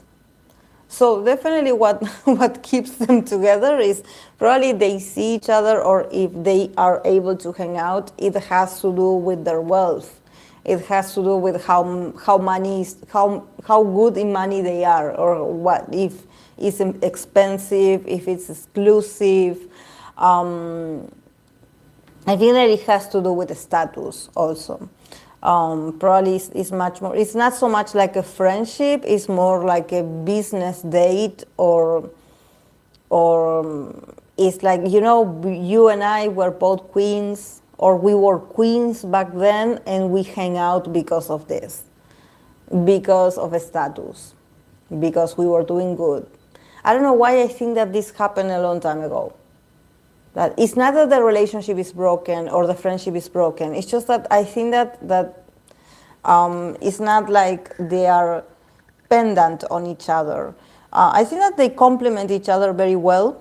They are both very authentic, and this is what they have in common. But also they think about their wealth, or they think about what they can get in their career. So both of them are, more than building friendships with people, they build associations. So it's like, back then we used to look good, like hanging out together. Both of them are like the symbolism of maybe a status or chic or being a neat girl or something like that. It's very stable, I would say. But I think that honestly, the communication, yeah, they can communicate, especially from Irene's side. I see communications. But I also think that probably the communication that Irene has with Jennie, it has to do with her need or maybe her plans to leave where she is, to leave the place that she's in. Or there's a feeling that maybe from Irene's perspective, there's like, I have to tell you how I feel, and I feel like I want to get away from this. I want to get away from here. I don't want to do this anymore. Or I feel frustrated with so many things, and I don't know where my future is. I'm trying to think about my future. I'm trying to think about, about my individual achievements, but I just cannot right now. I cannot see straight what I want to do. I feel like she's feeling like a bit like she wants to escape making a decision right now. She's viewing her options. This could be personal and this could be professional. I think that with Jennie, she's able to open up and talk, like have conversations with her with a lot of honesty. Like, here, this is what I'm going through. But I think that she's feeling, she's not like, she's sort of escaping from people. She's like, she gives these very mixed messages, or because I think that she's in a period of her life where she doesn't know exactly where she's going. She's trying to think, what about my future? What about me? But she feels also very lonely. But the good thing is that communication it is. Communication it is. And from Jennie's perspective, we have the Ace of Cups, the Judgment, and the Nine of Cups. So for Jennie, it's different. I think that from Jennie's perspective, she relates, she empathizes. She uses her empathy a lot with Irene. She definitely is the one that listens. Also, how Irene reflects about her life, it probably resonates with her and her own resurrection. There's something about Jennie transforming herself through the years, and maybe this past year, and the other one were super, I wouldn't say tough. They were more like revealing. You know, it's like when you finally, like, you drop the mask or you take off your veil from your eyes. So for a while, definitely Jennie was like going through a period of really starting to see who was who in her life. You know, like, okay, are you a friend or are you an enemy? And I think that what she resonates a lot with what Irene is going through or what Irene is expressing about herself. You know, I feel like Irene is like, she complains because she knows that she has to fight certain things, but at the same time, she's tired of fighting. It's like, you know, I could be a bit much more aggressive and demand a lot of things, but honestly, I don't know if I could. I don't know. Actually, I'm a bit like, I think like it's not the moment. And with the Nine of Cups, definitely, I think that from Jennie's perspective, Jennie's cups are full. Emotionally, she is in another emotional state where it's not just about her getting what she wants, but Jennie is much more in peace with herself. And when it comes to her connection with Irene, there's something about her just being very accepting, being very loving friend, just being very understanding, but also being like, you know, from my place of a friend, I'm doing my best. Like, I believe that what I'm giving you, the attention, the you know, everything, I'm doing my best, and I feel proud of myself as a friend. You know, she probably is trying to give her also a good feedback or good advices. You know, there's something about Jennie also feeling like a good friend. Or maybe there's something about Jennie just, you know, we have the judgment, but literally it can be like, I'm not judging what you're telling me. I actually am connecting with what you're saying, and whatever you say, it stays with me. You know, I'm not sharing it with others. This is just between you and me. And I think that she's feeling super positive because she is going through, I think that Jennie's just super happy with her life, and this is the energy that she tries to irradiate for others. She tries to, it's like, you know, I get you. I was in the darkness. I was in the dungeon as well at some point in my career. But now that I'm out, you know, I want to let you know that you can also make it. You know, that you can also make it. That it's going to be tough, but you can make it. But yeah, from Irene's perspective, it's not the moment yet. It's not the moment to make abrupt decisions, even though she wishes she could. But yeah, with the King of Pentacles, definitely, I think that the relationship and their friendship is very well established. Like, it's very stable. It's there. But I don't think that it's like, oh, super emotional. Like, you and I, we are one person and we see each other all the time. No, it's something that probably started a long time ago, and it has its roots. You know, it is staying in there. It's standing strong.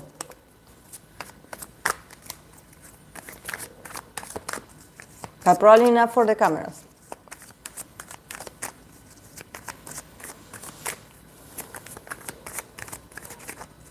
Ah, she renewed with the same in February.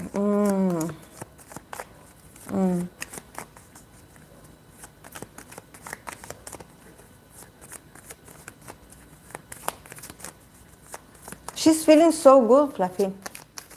Like, I'm happy that this is like, you know that I have been reading for Jennie, and she got also, back then a few years ago, she got a lot of cards that also she wasn't seeing the way out.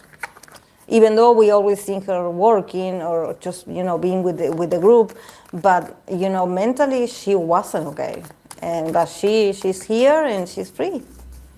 So do you see, this is why we have to take time between readings so we can appreciate the evolution of a situation for a person. So we can see it. Okay, I'm going to continue with Exo D.O and Youngji. Exo D.O and Youngji. Oh. Why is what is going on with Youngji? With Youngji, he's like, whoa, is this woman okay?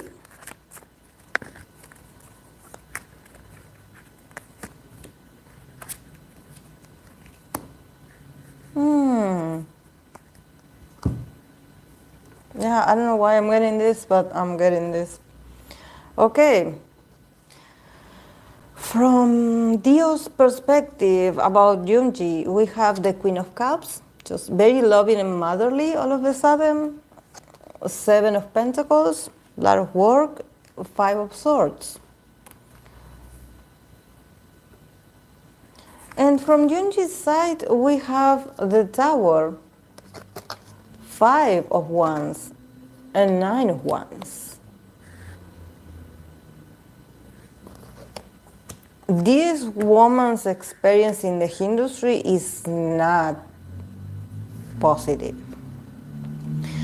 And from the oracle, we have the cards of the Six of Cups, memories.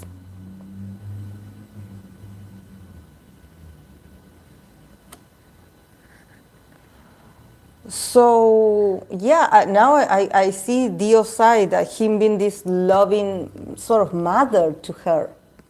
And I was like, oh, this is so weird from D.O to be, you know, he's a Capricorn. Why he would be loving and motherly? He should be fatherly, not motherly.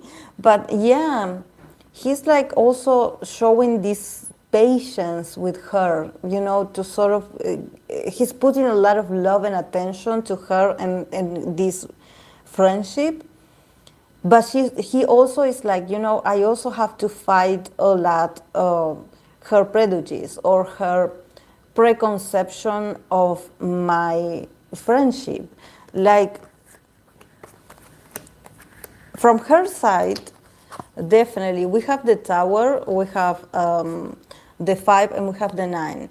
So definitely being the Tower, the first card, it shows that she is getting rid of all these wands. She's dropping the wands. She's dropping the fight. I would say she's also like resting a bit because this woman, I don't know what she went through, but it seems like her, I would say like maybe her friendship with men in the industry is not very positive. Like there's a lot of ones, you know, so I don't know if there's something about her acting tough or having to act tough or like she's one of the guys to sort of prevent herself from feeling, from getting attached to someone or even trusting someone.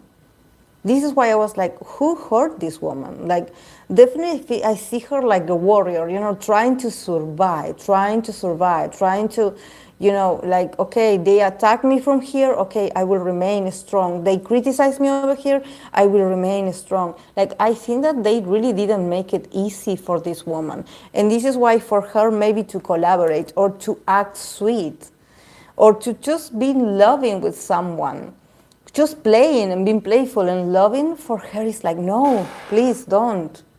Like, don't get that to me because I had been so tense in this experience that I cannot do cute. Like, I don't know how to receive love. I don't know how to receive it. Like, she is slowly deconstructing her view of this.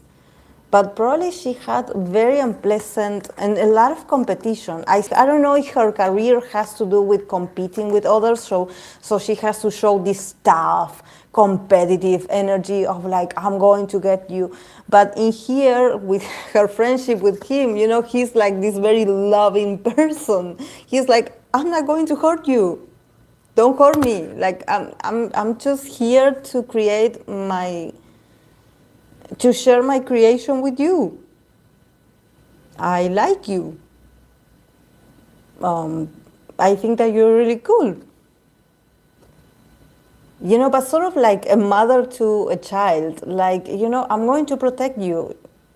You are going to be okay. Could it be that also she's a bit on the defensive about the fans? Maybe she's like, I don't want the fans to attack me because they think that I'm being too nice to you? Could it be that she's afraid of the backlash? There's a lot of tension on this woman. I think that for her it's really hard to relax because it's like, don't stand like so close to me because, you know, I'm going to hit you. like, but yeah, also with the card of the six in memories, I think that she went through something in the past. I don't know if it was criticism or she gets criticized for being how she is or her character or just being maybe friends with K-pop idols that are very popular. I don't know, but she definitely feels like, no, you know, I cannot act like a normal woman. I have to act like a man so they don't come for me. But there's a part of her that she's so sweet, you know, and that she's very loving actually. But I think that she also has some issues with femininity. You know, this is when I got all these ones, but she's trying to destroy this. So maybe you will get in the future a much more sweet and vulnerable Youngji. But at first, here it feels very, very fiery, very masculine, very like, don't touch me. Like I'm going to punch you in the face if you get closer. Like she doesn't know how to be cute, even though she wants to. She wants to. And also when I see the cards of memories, I think that it has to do with her story, with her life. Now I'm interested, I'm curious about her background, you know, where she comes from. Because for him to get like mother vibes, and also the seven of pentacles is like, you know, I'm going to be gentle with you, like I'm going to be nice to you, like, and I will wait. Whenever you're ready, you know, I will wait and we will build this dynamic, you know, because I'm a creator. I'm not trying to rob you. I'm a creative person. We are creating something together. You know, it's not.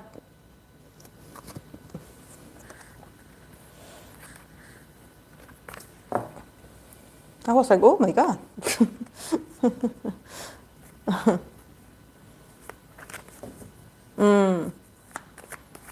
Oh, she's 21? Ah, she acts kind of mainly. Ah. Ah. Yeah, she's slowly finding. I think that this friendship with him is going to soften her a bit. Like, you know, finally, like, you don't have to fight. Like, you don't have to act tough with me. Like, you know, we can chill. Just smile a bit. Like, don't look so tense. You know, because that also is like, it's very awkward for him. I sort of see that he has to be the softer and feminine one to level her energy, because she's like this tower that it's really hard to get to her, you know, because even though she's funny, you cannot create the report because she's like this huge wall that you don't know how to surpass, you know.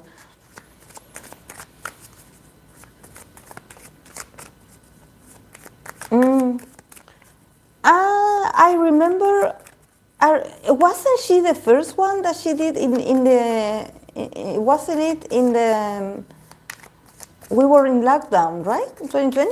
That she had Jin. I remember Jin, BTS Jin was in there. That episode I did watch. Then I know she invited other people, yes. That she would dress funny, yeah. Yeah, but she's tough cookie. Like I was like, oh my God, why is she so guarded? Like,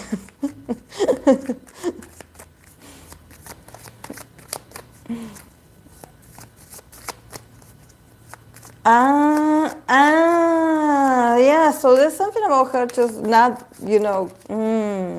She did with 17. Okay.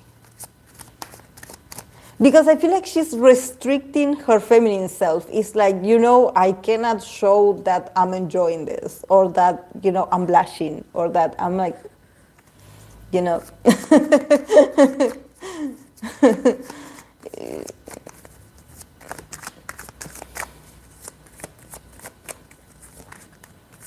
Oh, I didn't write down the timestamps for this.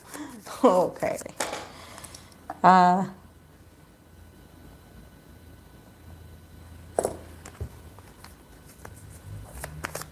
Okay. Get ready, guys. I'm going to pull cards for Jikook, Jimin and Jungkook. And before you start asking, I already told guys I do this reading for them because this is a dynamic reading for their friendship. It's not to see their future. It's just a dynamic to see their energies, how the bond is doing. I do not read for them because they are in the military. The only one that I read for of the BTS members is Jin, because Jin is out, and probably when Hobby is out, I'm going to read for Hobby next. But for the others and all the idols that are in the military, I'm going to wait.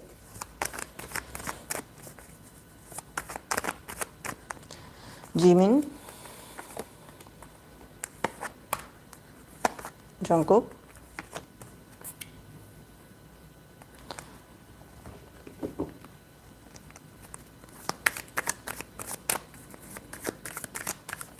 could it be that JK is being moved? I know that they went to the military together, but could it be that JK is moved, is going to be moving to another place?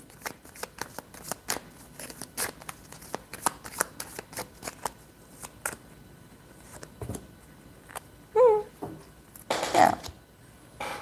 The ship is okay, guys. Don't worry. The ship is okay.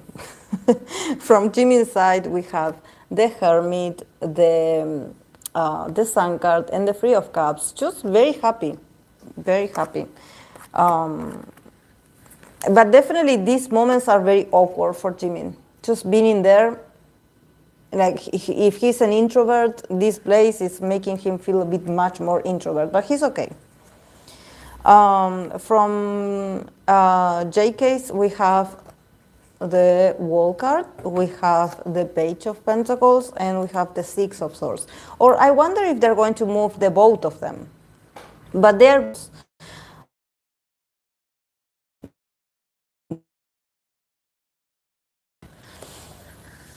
Yeah, for me, much about abundance. For me, the Nine of Pentacles is like the representation of what you had earned with your individuality. Definitely, I think that these,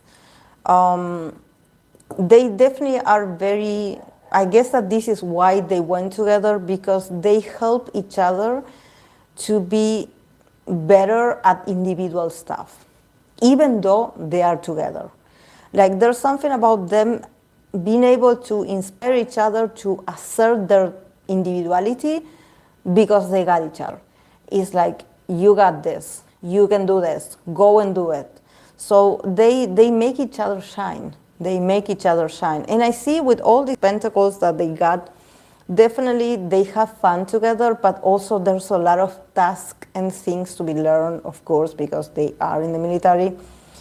But they are advancing. I think that they are learning a lot.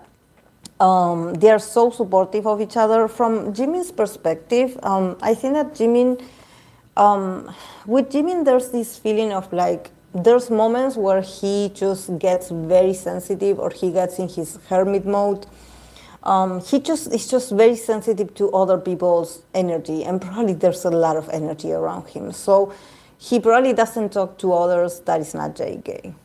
He probably just keeps to himself, But with the Sun and the Three of Cups, it's like, okay, yeah, probably there's something about him. I don't know why I get the vibe that he spends some time, maybe even the rest of the day, without JK. There's something. That's why I'm asking. Could it be that they were separated because they are working on different areas? Because I see them like, I see Jimin being like, okay, yeah, you are gone because you have to do this and this. And yeah, I have to endure it. I keep to myself. Yeah, I go through the day. But then, at night, probably at nighttime, we get together and we celebrate.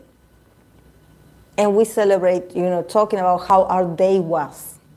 So there's like a routine in here, but there's also a part where Jimin feels like a bit lonely, or he feels a bit isolated. He's like, oh, you were gone, or you went here and I couldn't go with you. But at the same time, there's like that sad feeling doesn't last that long, because we have the sun card. So it's not like, oh, he left and I don't know where he is. No, no, no, he comes back, like he comes back. It's probably during the day that they have different obligations that they cannot be together. But yeah, he does have some attachment issues. He probably gets a bit anxious when JK is not around. Yeah, they definitely rely a lot on each other. Look at how happy Jimin is. He celebrates a lot. Probably there's another person also joining them. I think that it's them and maybe another guy that joined them and is participating. Because I see them like relaxing at the end of the day and be like, yeah, we made it. Like, yeah, let's go drink something and relax. But yeah, definitely, I think that it definitely, Jimin's mood, yeah, like someone say, he's just a Libra. Yeah, it's just Jimin being a Libra. Yeah, he has a bit of a fear of abandonment when the people that he knows goes away for a while, and then he's like anxious in there.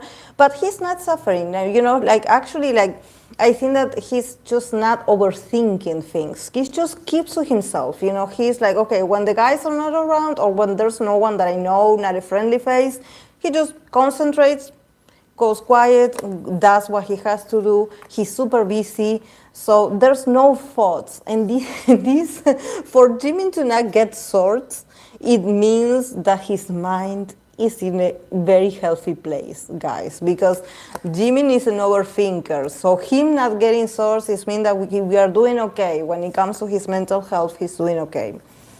Yeah, and also with JK, we have the wall card, we have the Page of Pentacles, and we have the Six of Swords. So see, for JK, I see a lot of more movement. This is why I'm like, he doesn't stay in the same place as Jimin all the time.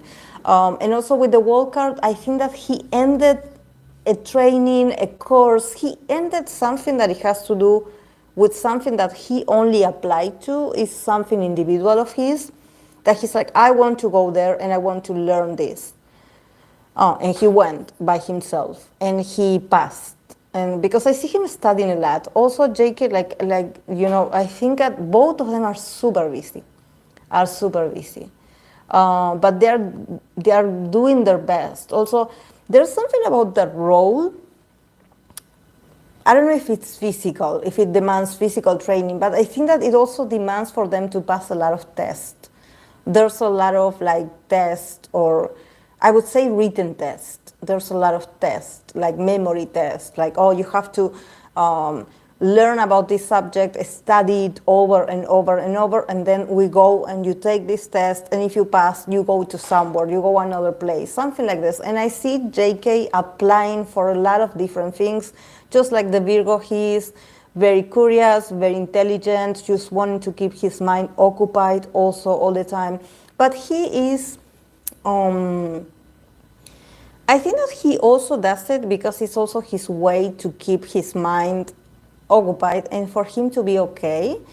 And at the same time, because with the wall card, I think that he doesn't want to leave things unfinished. There's a bit of OCD with him. It's like he starts something and he has to finish it because he's like, otherwise I don't feel okay. I need to finish this. I gotta go. And from Jimin's side, it's like, okay, you're going. When will you be back? Something like this, And for JK, it's much more like an adventure. He definitely is connecting with the adventurous side, and probably he's getting competitive. He knows he's really good. But yeah, I think that also he does this because there's something about JK, about Jimin, that he stays this motivated or busy or on the move on purpose.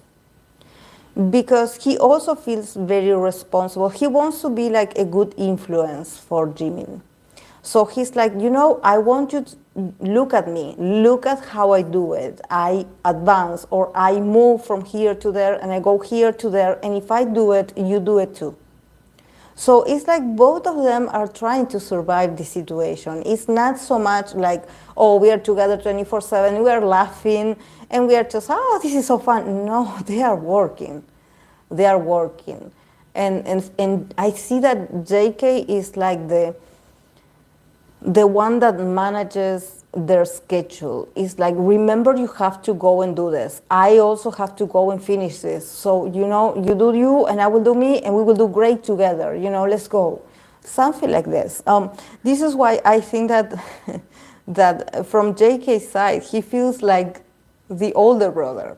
I know he's the magna. I know he's older and he's younger than Jimin, but he feels so responsible for Jimin. He's like, no, no, no, I'm going to go do here, and when I come back, you better finish this. Something like this, you know. Their growth is amazing. The growth that they are experiencing in this place is amazing. From the perspective of their talents, what they can do besides being an idol. Like I said, the nine of Pentacles, abundance.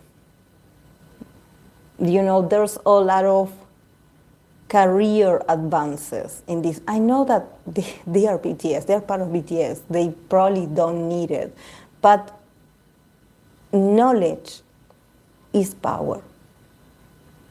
And when you think, or when you are absorbing knowledge that is not just dancing and singing, and you are acquiring another abilities, you know, you are sort of becoming more abundant. You are becoming much more prosperous. It's like their minds are expanding. They are learning so much more. And this is going to add to their future as well.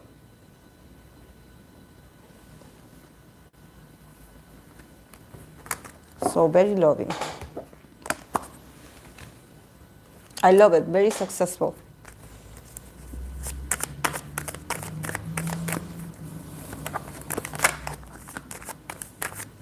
Okay.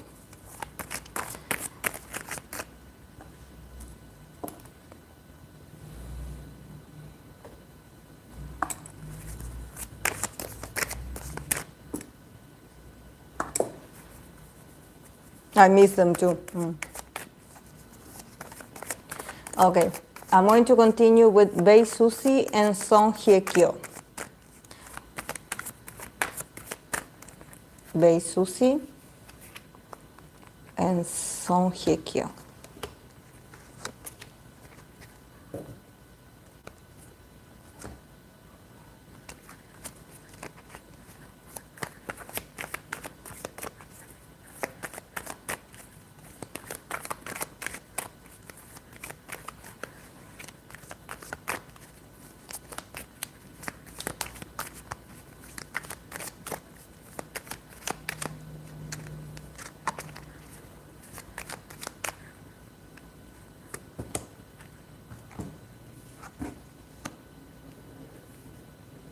Okay, from Bae Suzy we have the Knight of Swords,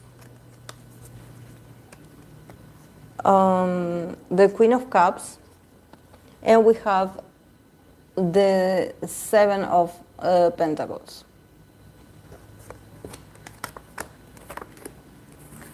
And from Song Hye Kyo we have the Ace of Swords, we have the Tower, and we have the Lovers. And we have the connection, we have the Nine of Wands that it says resilience. So yeah, definitely there's something about them. I see like sort of Suzy asking for advice, career advice to Song Hye Kyo. And Song Hye Kyo sort of being very clear and very sharp about, you know, what not to do. There's something about her and being like, you know, like sort of like end the connections. Like you know, here like everyone is like the lovers is the love, where Song Hye Kyo is like, you know, cut the connections, cut the lovey-dovey, the I'm in love with my co-star, or I'm in love with this person, or I'm in a relationship with this person, or I'm dating this person. Cut it. Like, I think that there's something about Song Hye Kyo, because of her life experiences. She doesn't have, like, if you ask her for an advice, she's very straightforward, and she's like, do you want to make it in this industry? Well, you have to sort of make it for yourself. You have to end certain connections. You have to end certain associations. Like, there's something about her also being like, you know, I also learned this from I learned this the hard way. You know, there's something about like her showing a lot of independency, and also here we have the card of resilience, 9 of Wands. So she is like, you know, you will not make it if you don't grow your resilience. This is not for the weak. This is not for the weak. This is not an easy road. I don't have the recipe to make it easier for you. I wish I could give you better news, but I can't. Also, definitely there's something about Suzy, you know, and I think that when I read for her and her former partners, you know, she's always this very giving and generous person. You know, she's very Venusian, she's very motherly, she's probably like the mother in the relationships, but at the same time, it creates a conflict to not only to her work, but probably to her mind. You know, she has a part of herself where she's like, yeah, I'm very loving, or I'm open to relationships, but at the same time, I also fight in my connections, or my connections make me, or my partners make me feel on the defensive, and I feel like I have to defend myself from them, like they want to take something away from me, or they want me to hurry and choose them when actually I'm trying to build something for myself. And I'm trying to put my energy in my work. And they always create chaos. They're jealous, they're possessive, they are manipulative, you know, with the messages, with the words. We're like, oh, you shouldn't be like this, you shouldn't do this, you know, I know better. So I think that definitely she, in the past, she went to this other actress, to Song Hye Kyo, and she was like, can you give me an advice? Because like, I'm trying to be nice, like I'm trying to keep a balanced life between my personal matters, my personal affairs, and also my career.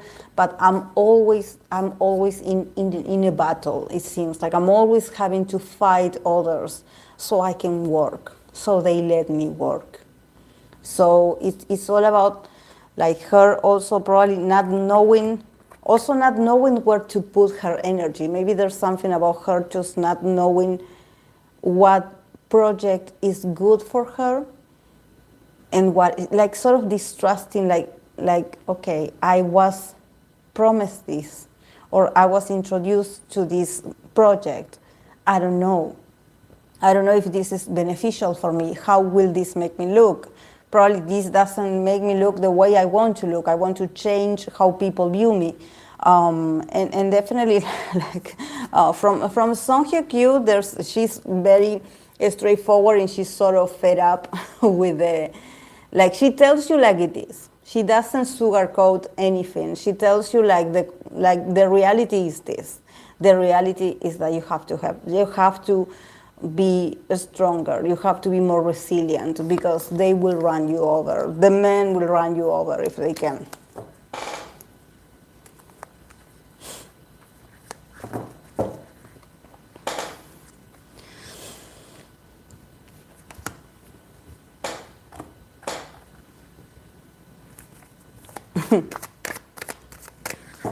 Okay, guys, I'm done for today. I've done all the readings. Thank you so much for the people that send the recommendations. I'm going to make the post for the Cancer artist, if you want to leave the names. And yeah, We have a long list of idols. I believe I heard, I have Limino already, the actor. So yeah, so we will have to also start with the cancer season because we do have a lot. So yeah, and if something happens in K-pop, in these days, we will also add it to the list. So yeah, guys, thank you so much for being here. Have a great and lovely week, and thank you so much. Bye.